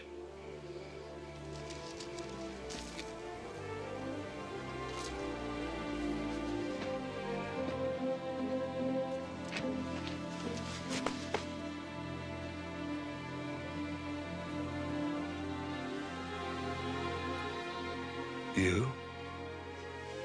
I only did it because I wanted a child. This child that is rightfully mine. A son to continue the name of my husband, heir. Your own son and firstborn. But you didn't sell it to me when it came of age as you should have done. You're a very courageous girl, Tamar. But not brave enough to face death. That won't happen. I have enough to answer for. The crime of taking your life for something I have done is more than I can bear. You were right and I was wrong. I should have given you to Sulla. The only sin there is belongs to me. You will live to have your child and raise him as a mother should. Living in your own tent with respect and love.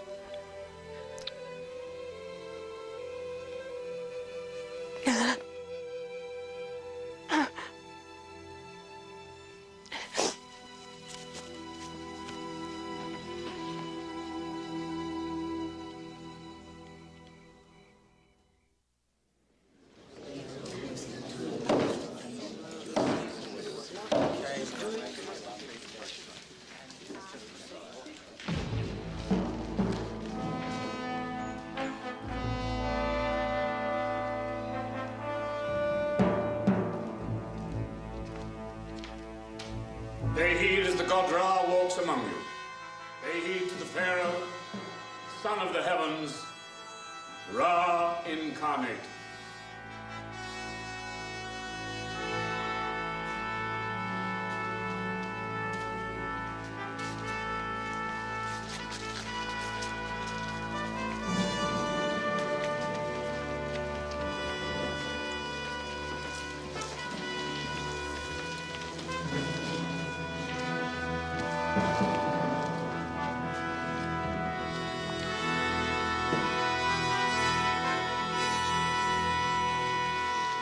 Pharaoh is Ra. Ra! Son of Ra! As the god Ra fills the heavens with the sun, so the Pharaoh Ra on earth does the same here below. Potiphar, the gods must be blinding you. A fool can see I shed no light. The Pharaoh is not well. Physician, attend the god on earth. It's not my body that ails. If you knew your signs, Vizier, You'd see it's my heart that weighs me down. I'm beginning to wonder if you know your art. If the Pharaoh is in pain, then let him speak of it, and the answer will be his. Dreams. I'm haunted by dreams. I dreamt I was in the great river, communing with my spirit in the heavens. Near me were 7 wonderfully fat and gentle water cows who seemed to float along with me. It was serene, so very serene. But we were not alone. Horrible, starving cows suddenly appeared, and the thin, wretched cows ate the sleek, fat cows. I woke in a cold sweat, and to my horror, when I finally got back to sleep, I had a second dream, just as frightening. In this dream, there were 7 plump ears of corn growing on a stalk. Then 7 blighted ears, meager and scorched by the east wind, sprouted teeth and devoured the good ears. What can these dreams possibly mean? They can't be a good sign. Let us begin.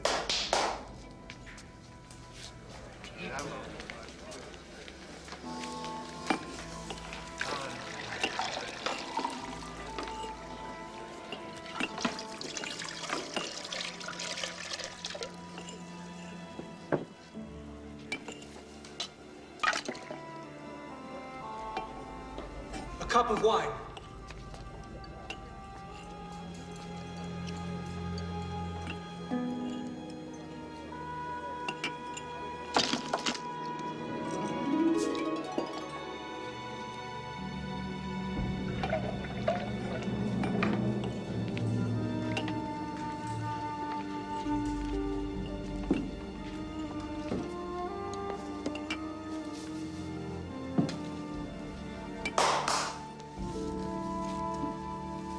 Majesty, as might be expected from the messages to God, there is a balance in these holy dreams. First, the sacred life-giving Nile, and then the divine presence of the omnipotent Pharaoh himself. The healthy cows, and then the lean cows. The ripe ears, and then the unripe ears. I know what was in the dreams. I had them. Your job is to tell me what they mean. We do not know, Majesty.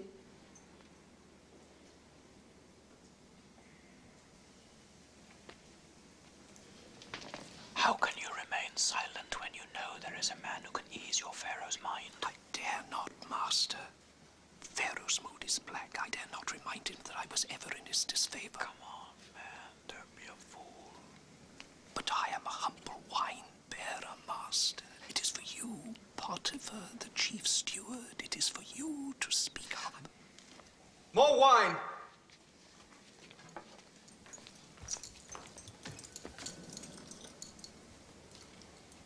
May I speak with you, Pharaoh? Only so others may not hear.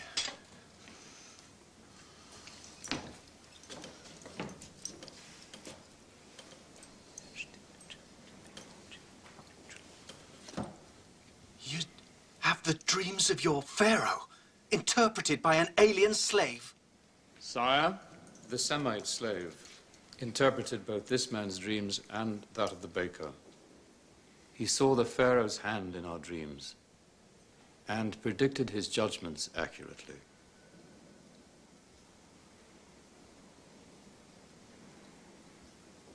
Well, this slave of yours, how is he called? Joseph, sire? Bring me Joseph, the Semite from the dungeon, and tell him nothing about my dreams.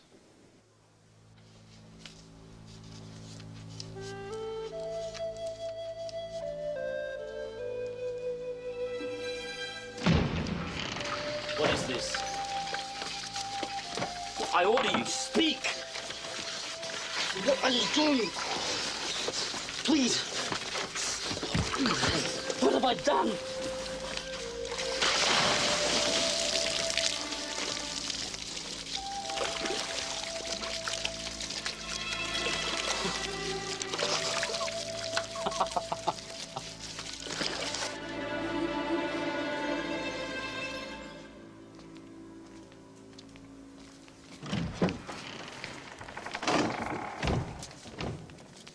Lie prostrate, quick. I cannot. You know that. You what? Truly, the Pharaoh is greatness itself. But, sire, my faith decrees I can kneel only before God himself, even on pain of death.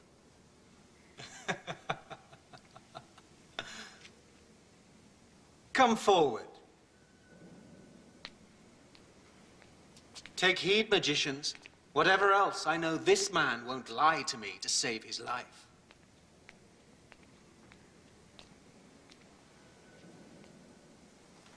Look upon my face. But surely, great Pharaoh, this is forbidden. Only to people who know I'm God. Since you hold some primitive being in high regard, I expect that you can look upon me without burning up. Try it.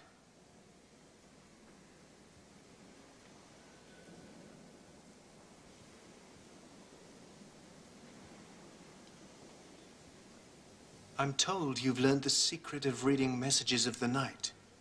Interpreting dreams is not a thing to be learned, Pharaoh. It is a gift from God. Careful! One mention too many of this God, and you'll be at his side with your head under your arm. So, you've been given this gift? I imagine we shall soon see, Pharaoh. Your life depends upon what we shall see. Now listen carefully. In my dream, there were 7 cows, fat and sleek, and they grazed peacefully. He's a very beautiful boy. Yes, he is. Do you know what his crime was? I've heard the rumors, but I don't believe it. He doesn't strike me as a fool. And everyone knows that Potiphar's wife deceives him. I've never seen such poor cows in all of Egypt. But it was impossible to tell they had eaten the fat cows, for they looked as wretched as ever. Was there a second dream? We have told him nothing, sire. Yes. In the second dream, there were 7 ears of grain, beautifully ripe. Then sprouting up behind them were 7 withered ears of grain, which devoured the ripe ones.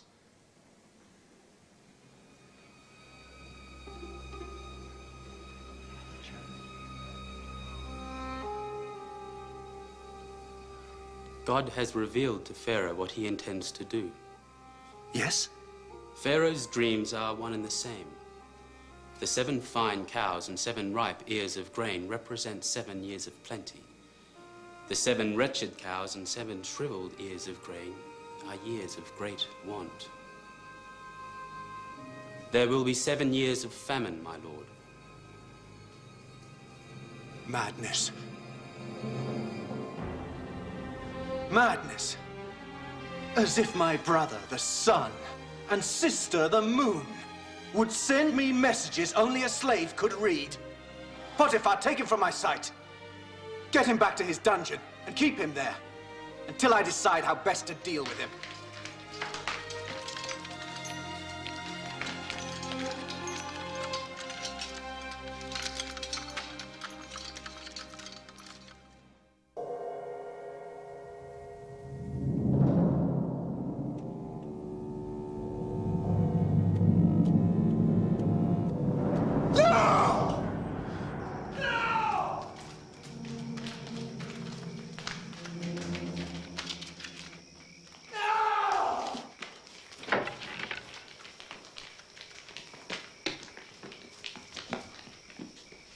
Husband, another dream to ruin all our sleep? No, the same one. This is too important to ignore. I'm lost, wife. Help me. Me? And risk your anger? No, I'll keep my own counsel, my lord. Asenath here, on the other hand. Yes. Let me guess. She's so taken with this foreign slave. Oh, yes. Nothing escapes Pharaoh's eye, young woman.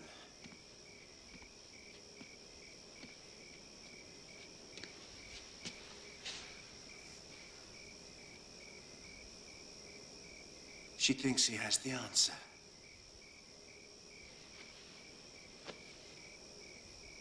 By your own word, Lord, we know he does nothing against his conscience, even on pain of death. And you yourself seem reluctant to see him hanged. There must be a reason you held your mighty hand, spared him to live to see another day.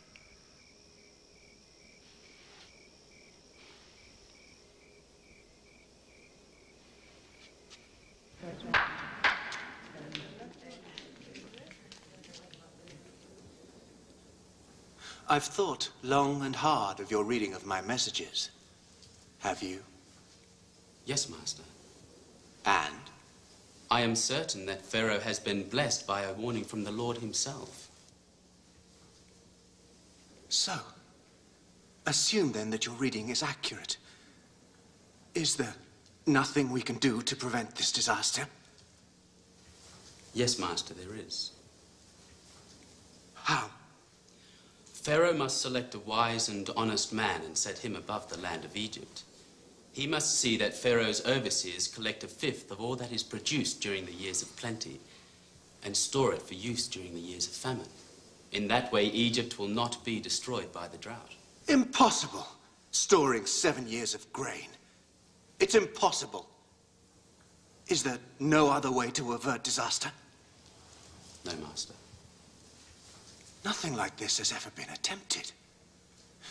So, 1/5 of all the harvest would be entrusted to Pharaoh. Yes, Master. All Egypt would be required to pay you this tribute. It would call for a man of exceptional talent.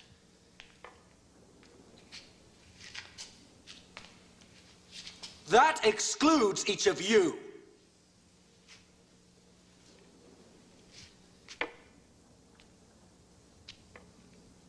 Potiphar, perhaps.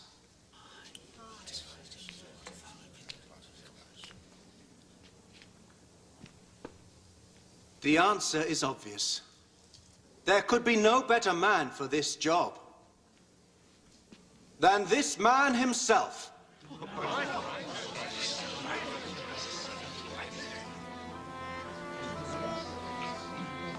Can we find anyone endowed with the Spirit of God as he is? I think not. Well said, wife. Now, hear the word of Pharaoh, Ra on earth, God as man. You shall be my chancellor, and all my people shall respect your orders. Only this throne shall set me above you. I make you the governor of all of Egypt. I set you over my house, my people, my entire kingdom. Without your consent, no man shall lift up hand or foot in all of Egypt. Your name shall be Zaphenath-Paneah.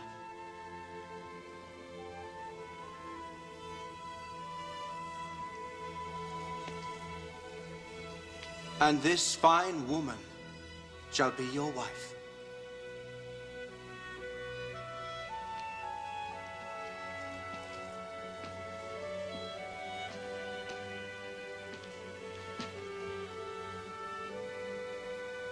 The Pharaoh is Ra. He sees into the depths of every being. God has seen and spoken. Pharaoh is Ra! Pharaoh is Ra! Pharaoh is Ra!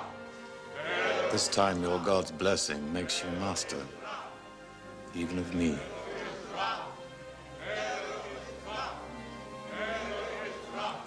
I trust you'll treat me kindly.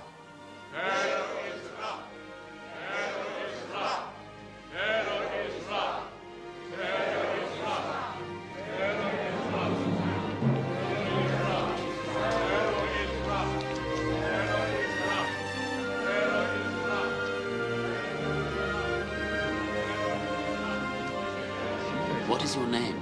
Asenath. I'm the daughter of the High Priest of On.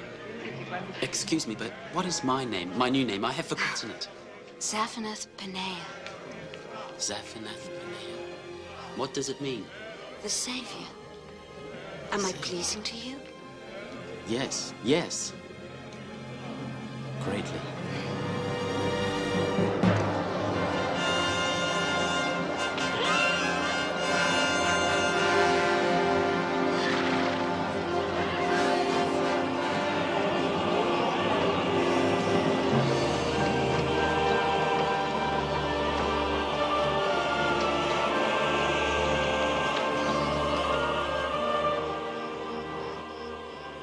I present to you Zaphenath Paneah.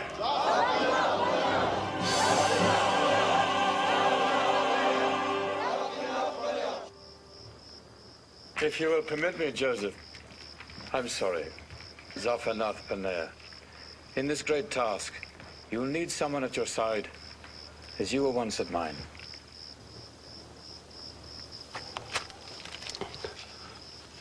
To serve thee, Master, would be a high honor.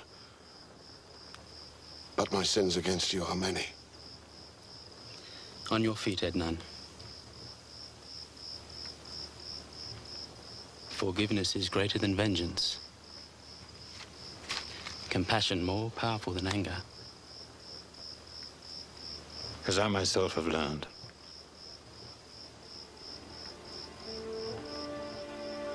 May your God watch over you. Like all Egypt. My life depends on it. Go now. Go.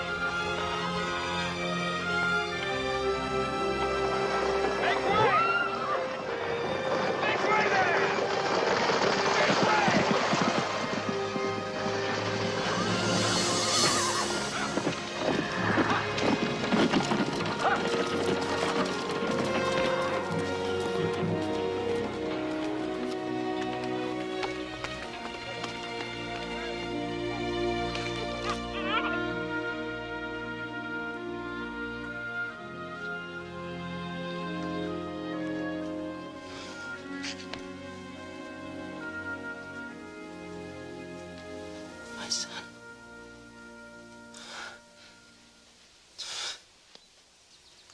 How fortunate a child to have so beautiful a mother.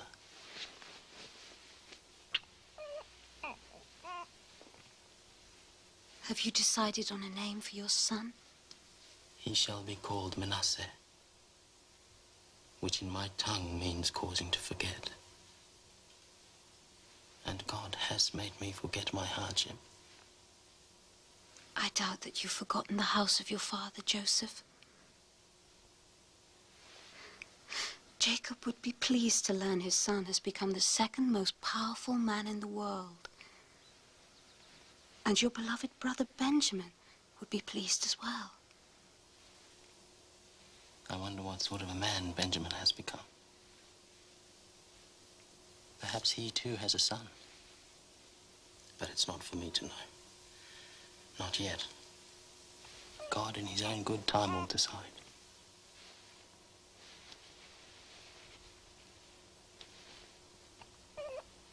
My place now is here.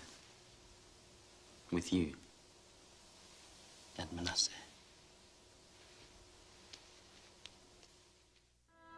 Manasseh! Ephraim! Ready?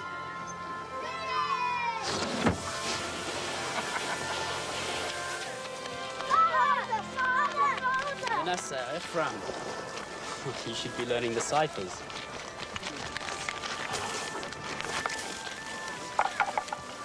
Season started well.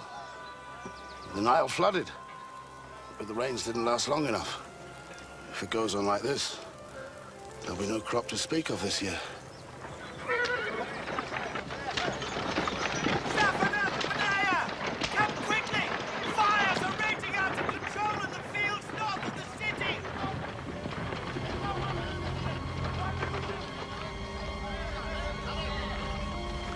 It's begun. As God promised.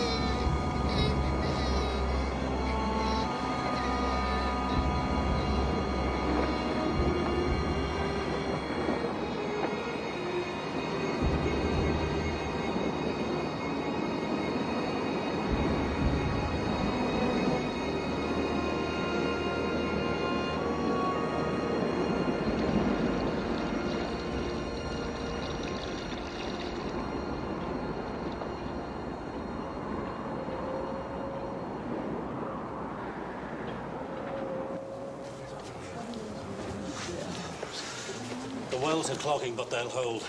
And for a while, at any rate, there'll be water to drink. But the grain runs low. 2, maybe 3 phases of the moon, and we'll be forced to eat the animals instead of feeding them. Once they are gone, Father. And without grain for us, and the animals. Starvation kills us all. Unless... Well, Hira, my old friend and ally, says that the reports of vast stocks of grain and fodder in Egypt are true. It is all well and good for the Egyptians, but why should they care what happens to us? They don't. But according to Hira, they do care what happens to our money. He's already sent his caravan laden with silver and loom work to trade. As if an Egyptian trader can be trusted. It's not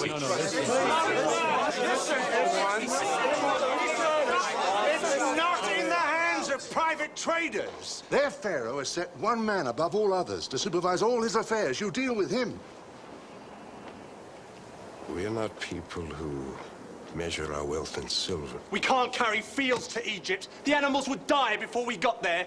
We'd better move eastward. Asher, don't interrupt. Over the years, the tribe has earned some silver and gold. I've kept it because I believe that one day God would show us a use for it. Could there be a better use than this? No, I think not. But it's a long trek, and the roads are filled with thieves. Which is why you must all go. Properly armed, you'll find there's safety in numbers. All of us? And who will tend to things here? There'll be nothing to tend if you don't go. All of you. Except for Benjamin. But, Father... Enough. You're the last link to Rachel left. I will not see you lost as I did Joseph.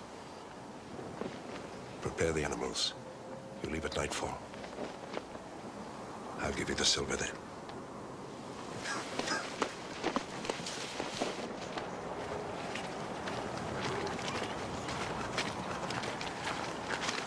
First he raised Joseph above us, now Benjamin. Then so be it. We'll not tease God a second time.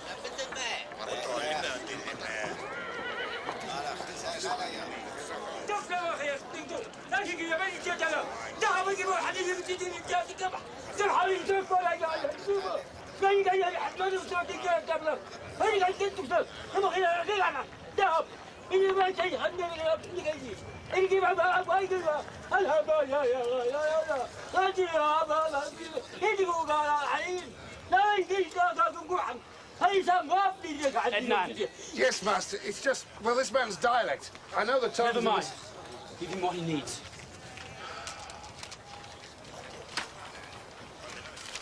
Go, go.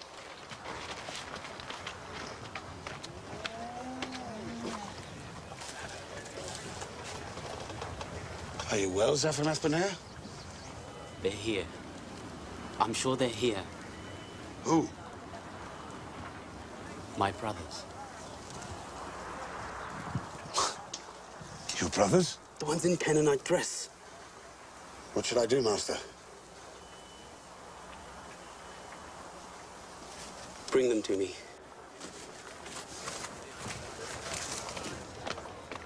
You. Come, all of you, come. This way. Bring them all.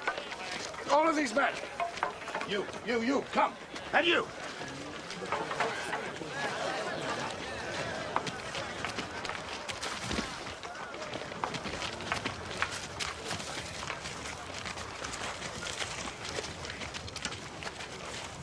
Lift your heads.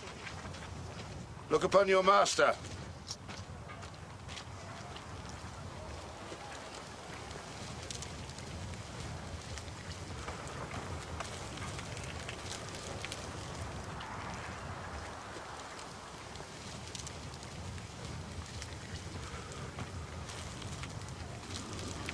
They don't even recognize me. Almighty One, have mercy. We come from Canaan, where the drought destroys everything. We bring silver to trade, so that we and our families might survive.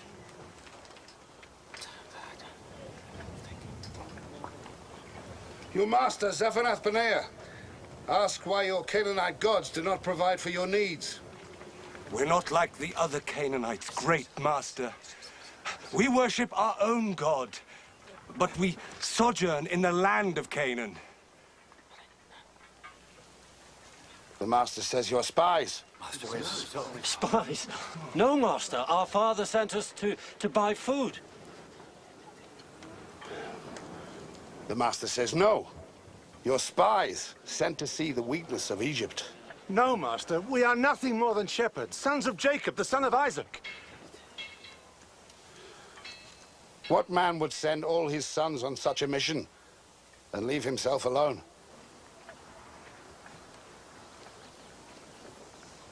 What you see are not all his sons. One other, the youngest. He is called Benjamin, remains with our father. A man is fortunate indeed to have such a wealth of sons. Are you sure you speak the truth of your number? There was one other, Master.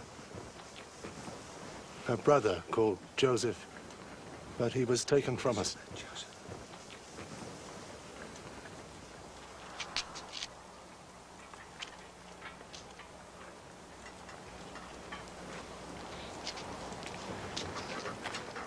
What enemy would send 10 brothers as spies? 1 or 2, perhaps, but 10? Take them! Now! Take them!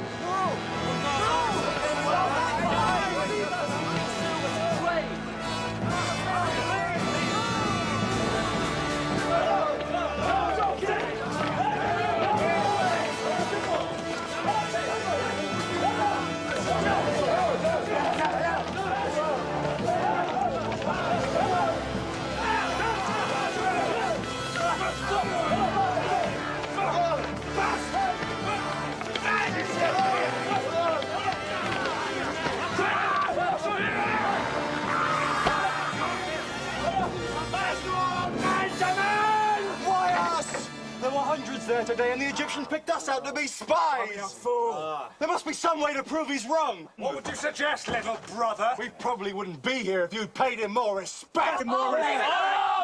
One or 2 brothers, perhaps, but 10? What kind of fool would use an excuse like that? Stop it! Stop it! Arguing won't get us out of here. Then what will? Not what, but who?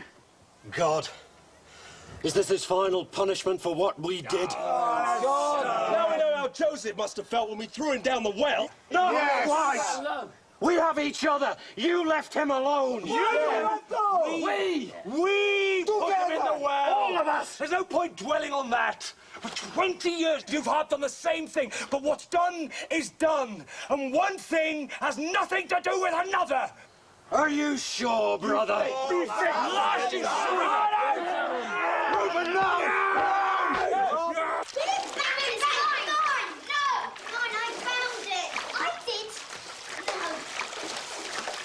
That's it. Ephraim.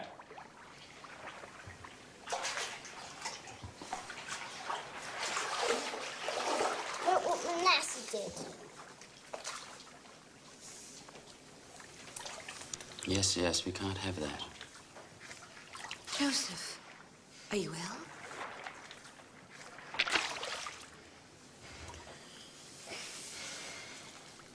Then what is it? I saw my brothers today. That's wonderful. You always said they'd come to you. More good fortune from the troubles. They came to the granary. The drought has reached Canaan.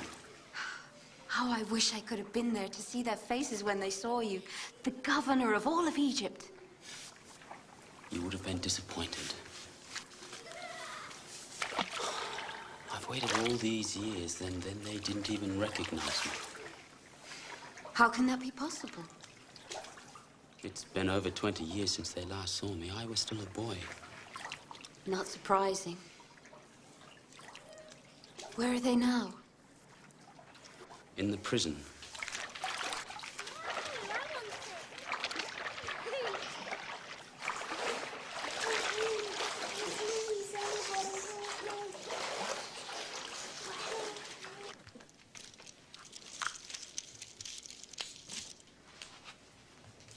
In the prison?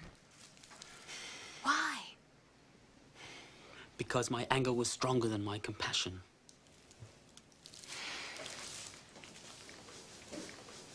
And what will you do with them?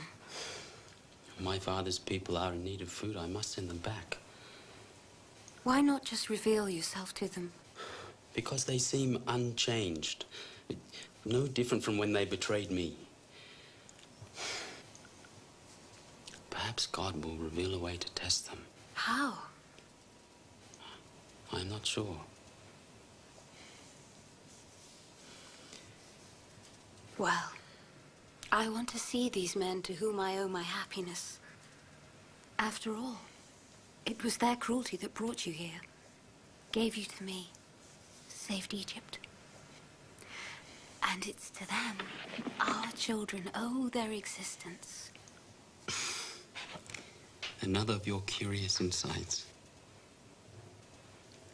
But I'm not so sure God is ready to see this thing forgotten. God or you? You must bring them. I have to at least meet little Benjamin. Benjamin was left with my father. I'm sorry. I know he's the one who counted most. But they are all your brothers. Blood of your blood.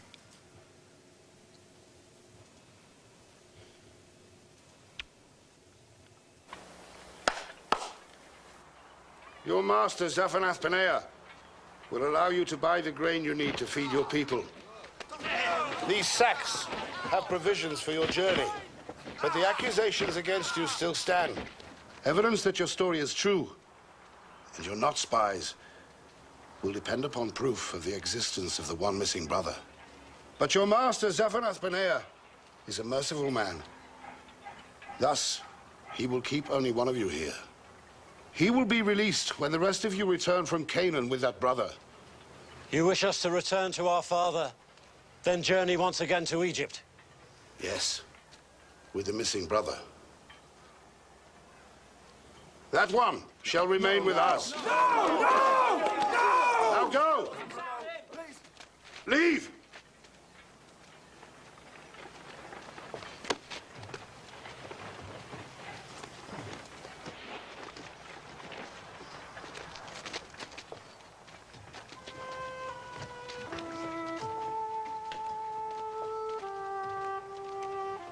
And return swiftly with the missing brother.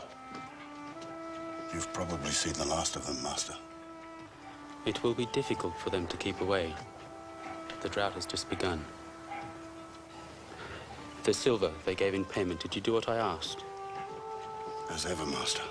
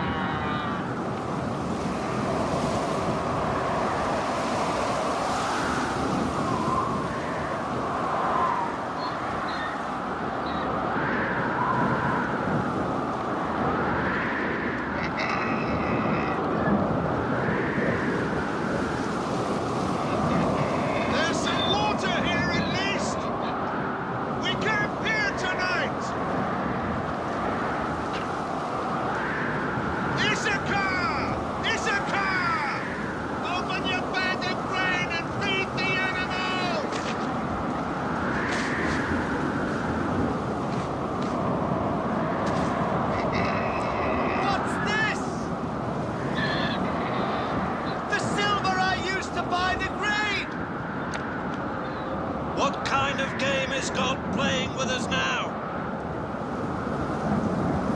We can't stay here! Feed the animals quickly! We'll travel through the night!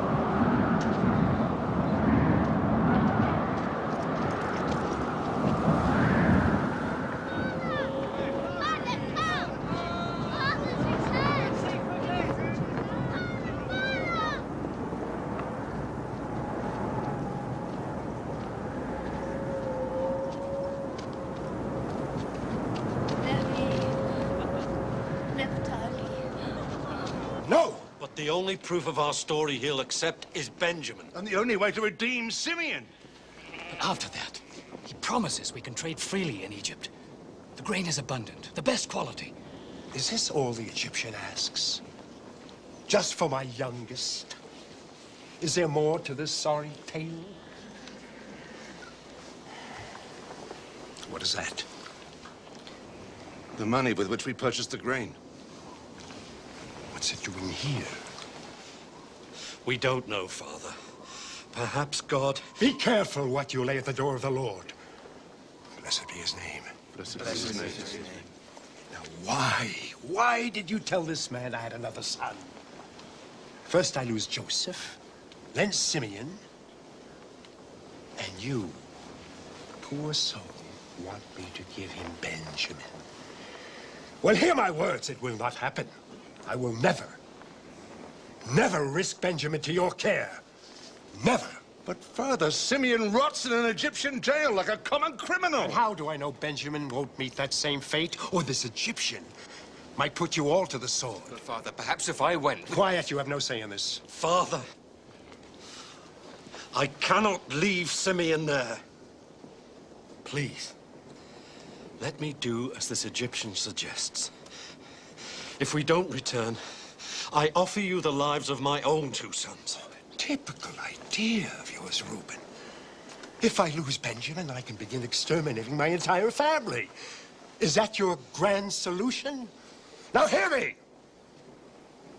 This is my last son by Rachel. I will not risk losing him. Now go about your business and pray. Pray that the grain you brought back will outlast the drought.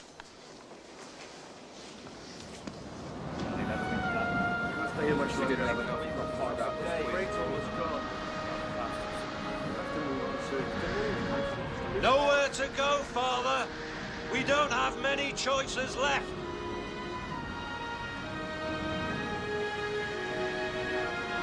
You know my mind in this matter. We will not talk of it again. Another month and we'll not talk of anything. Soon we will all die, and the line started by Abraham will have vanished. And what would you have me do? Listen for once. Think about what God promised you. Then listen to your sons and see if what they have to say doesn't make sense. Unless you want to see us all die, because you're too frightened to trust God. What is this to do with trusting God? Isn't it obvious? He's left you only one way out. One road to our survival. And it leads through Egypt. Egypt is our only salvation, Jacob.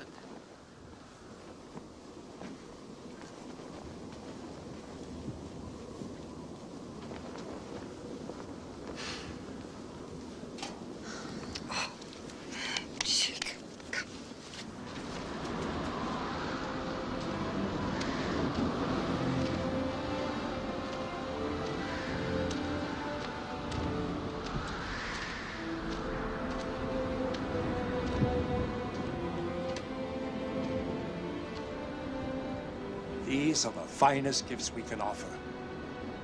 Present them to the Egyptian, along with this. Silver enough for double payment, for the grain you will buy and the grain you brought back.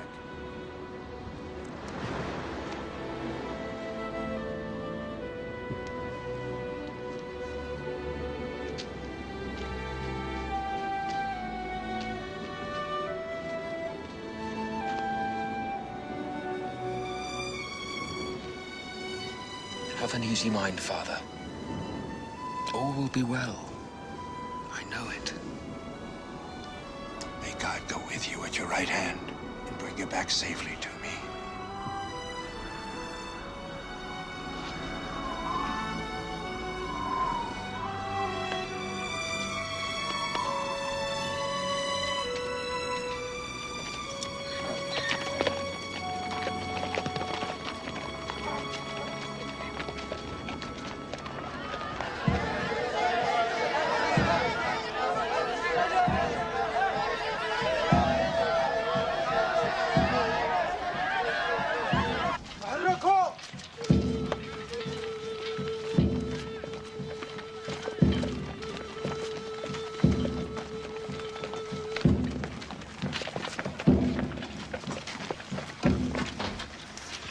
Why have we been brought here? To the great man's house? Because of the silver we found in our sacks. I'm sure of it. But we don't know how it got there. All we need to do is be truthful. Silver? What silver? I know I received payment for your grain. And we had money in our grain nonetheless.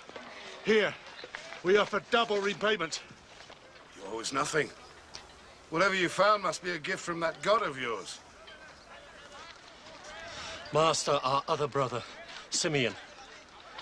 He's in health? Alive, you mean?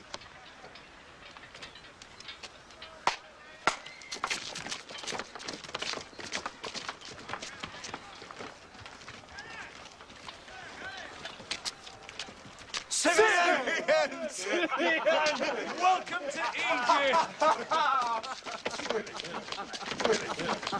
Are you all right? The answer to every question is yes. I don't really understand it. But from the time you went away, I sat back, eating and drinking like the Pharaoh himself. Come. You must be washed before you dine with the master.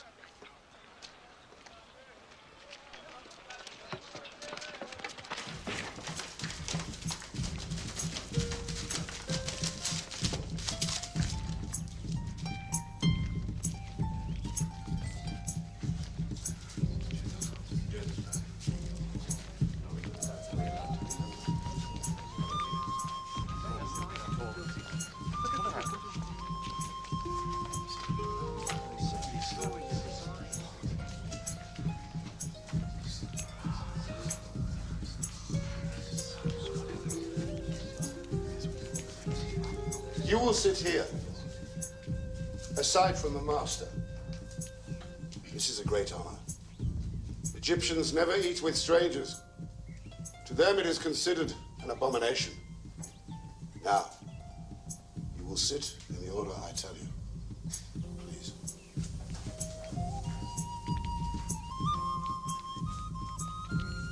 Benjamin, you will sit here. So, that's Benjamin. A handsome young man, if ever I saw one. And I hope a pure spirit. And Naphtali. Issachar. Zebulun.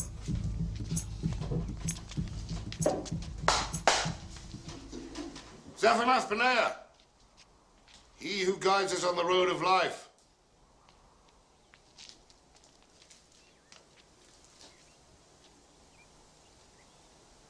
Lift up your heads.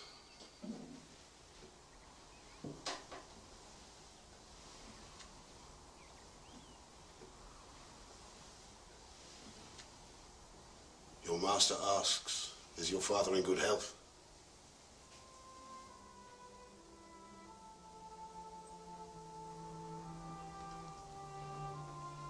Yes, Master. And he sends you these gifts as homage.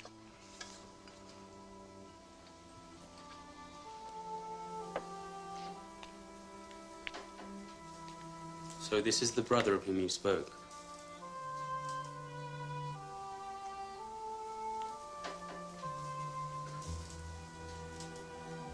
What is your name? I am Benjamin, Master.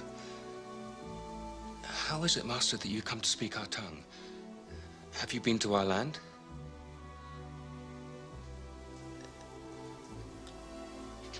God be gracious to you, my son.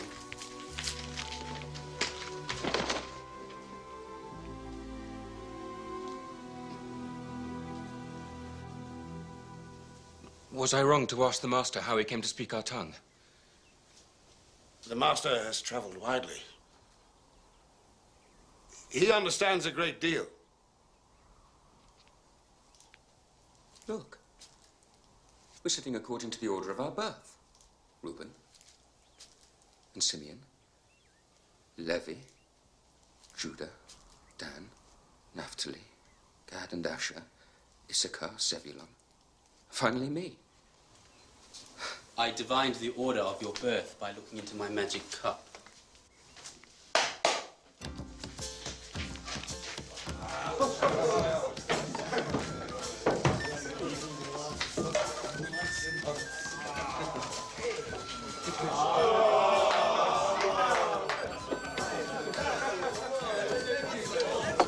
It is a great honor. The master has given you the food from his own plate. Thank you, Master. We eat the same dish at home. In fact, this is the favorite food of my father.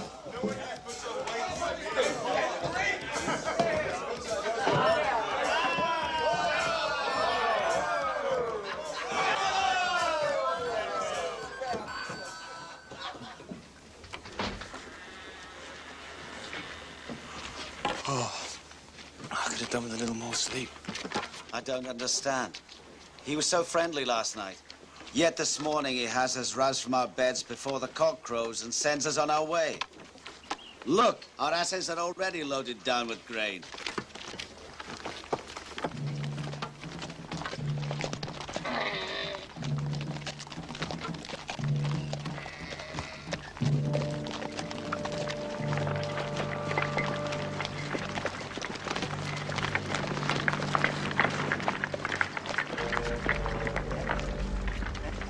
Why did you return good with evil?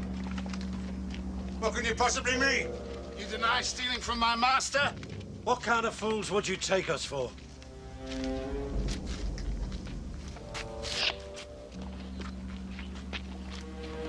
This.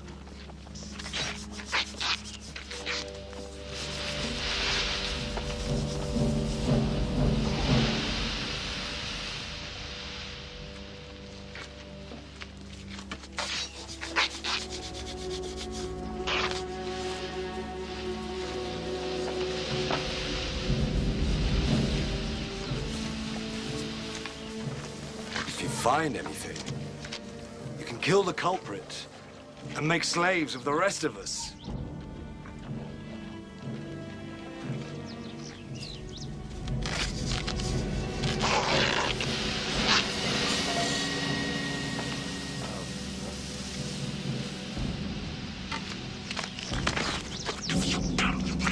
Fool! Have you taken leave of your senses?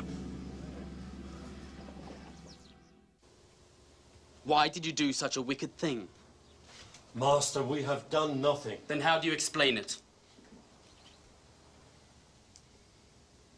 God is punishing us for a crime we committed many years ago.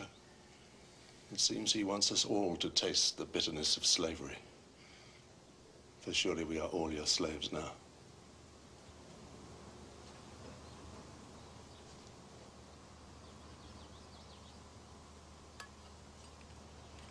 I am not a vindictive man.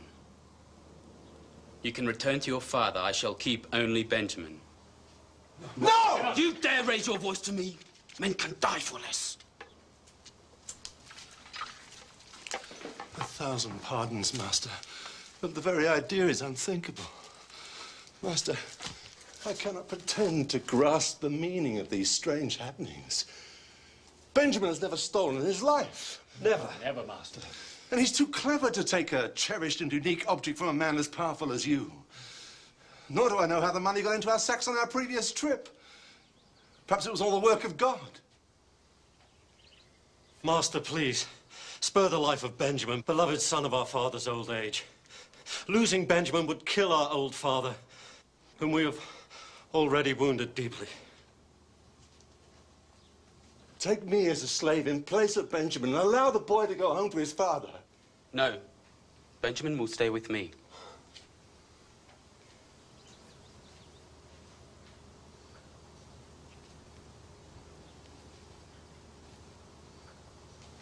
No!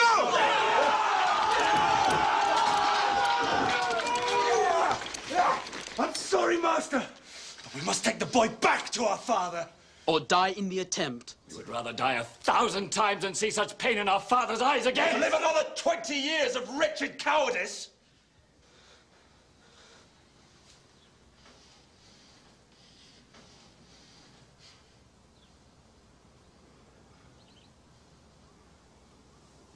No, Master!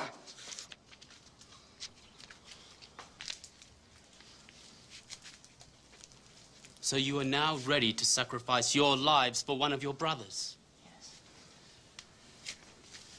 Why then did you not do the same for the other one? The one you said died when in truth you yourselves sold him into slavery. You know about Joseph? How? Because he's alive. Alive? He's here in this palace.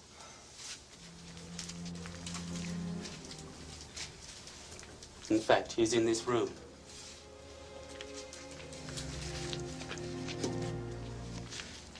Leave us. I said leave us. Get out! Guards, come!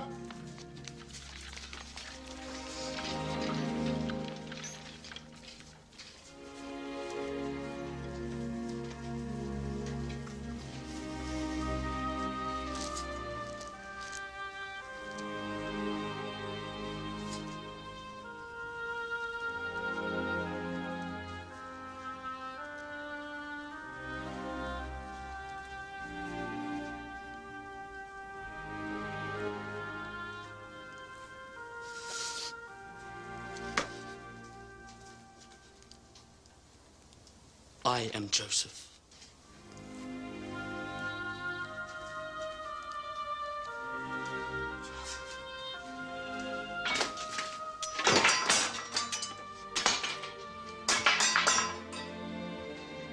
Joseph. It is my brother Joseph.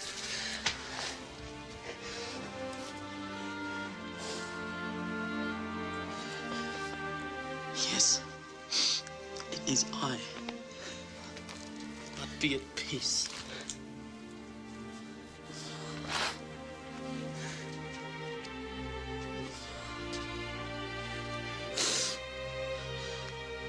Come closer. Don't be afraid. I will not harm you. Am I to take the place of God? Joseph. It is not for me to punish you.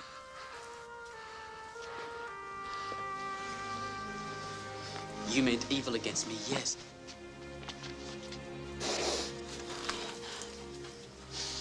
But God meant it for good. To bring it about that many people should be kept alive as they are today.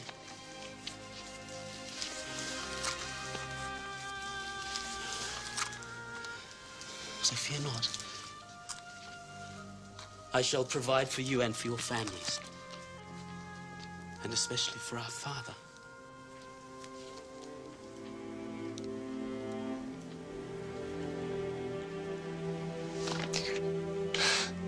I am most to blame.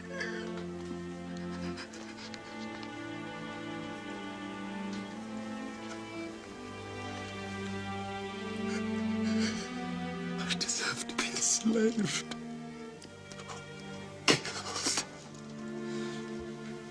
No.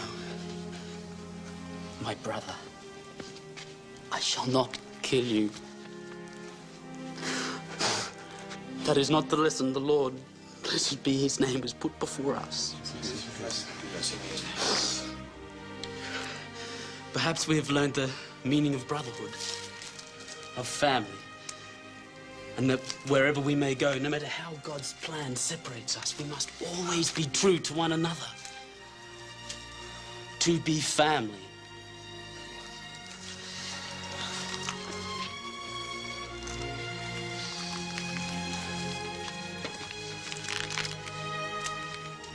You must return for our father. Tell him of what I have achieved and move him here with all your belongings. I want you near me in the land of Goshen so I may provide for you during the remaining years of the famine. I have spoken to the Pharaoh. All is prepared. Come to me. Come to me. I'm your brother. I am Joseph.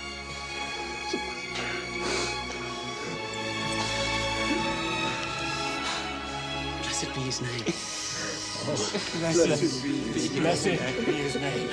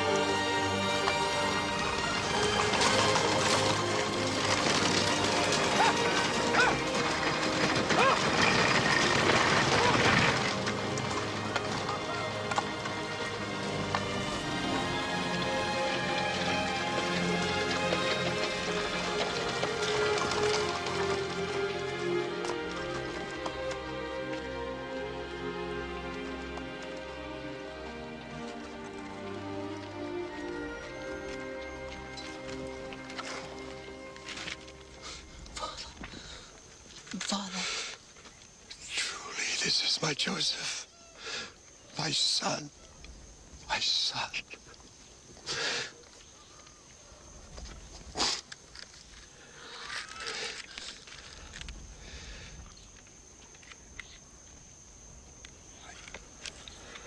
I did not think to ever see your face again.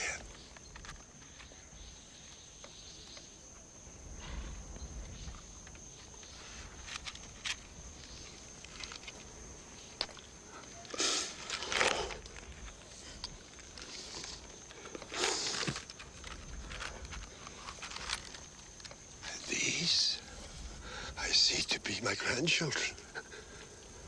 Rachel's light shines in their eyes. Come, come, my children. Come that I might bless you. Come.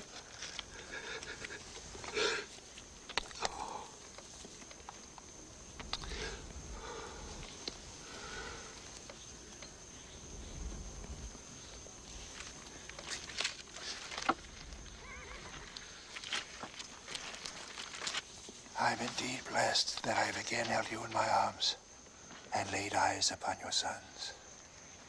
Now truly, I can die in peace.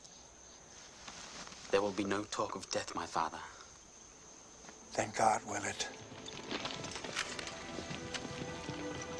And then you will take me back to Canaan, the land God promised Abraham. And it will be as the Lord promised. Our descendants shall be known as Israel, and will be a multitude of nations, each brother unto himself, a tribe of Israel.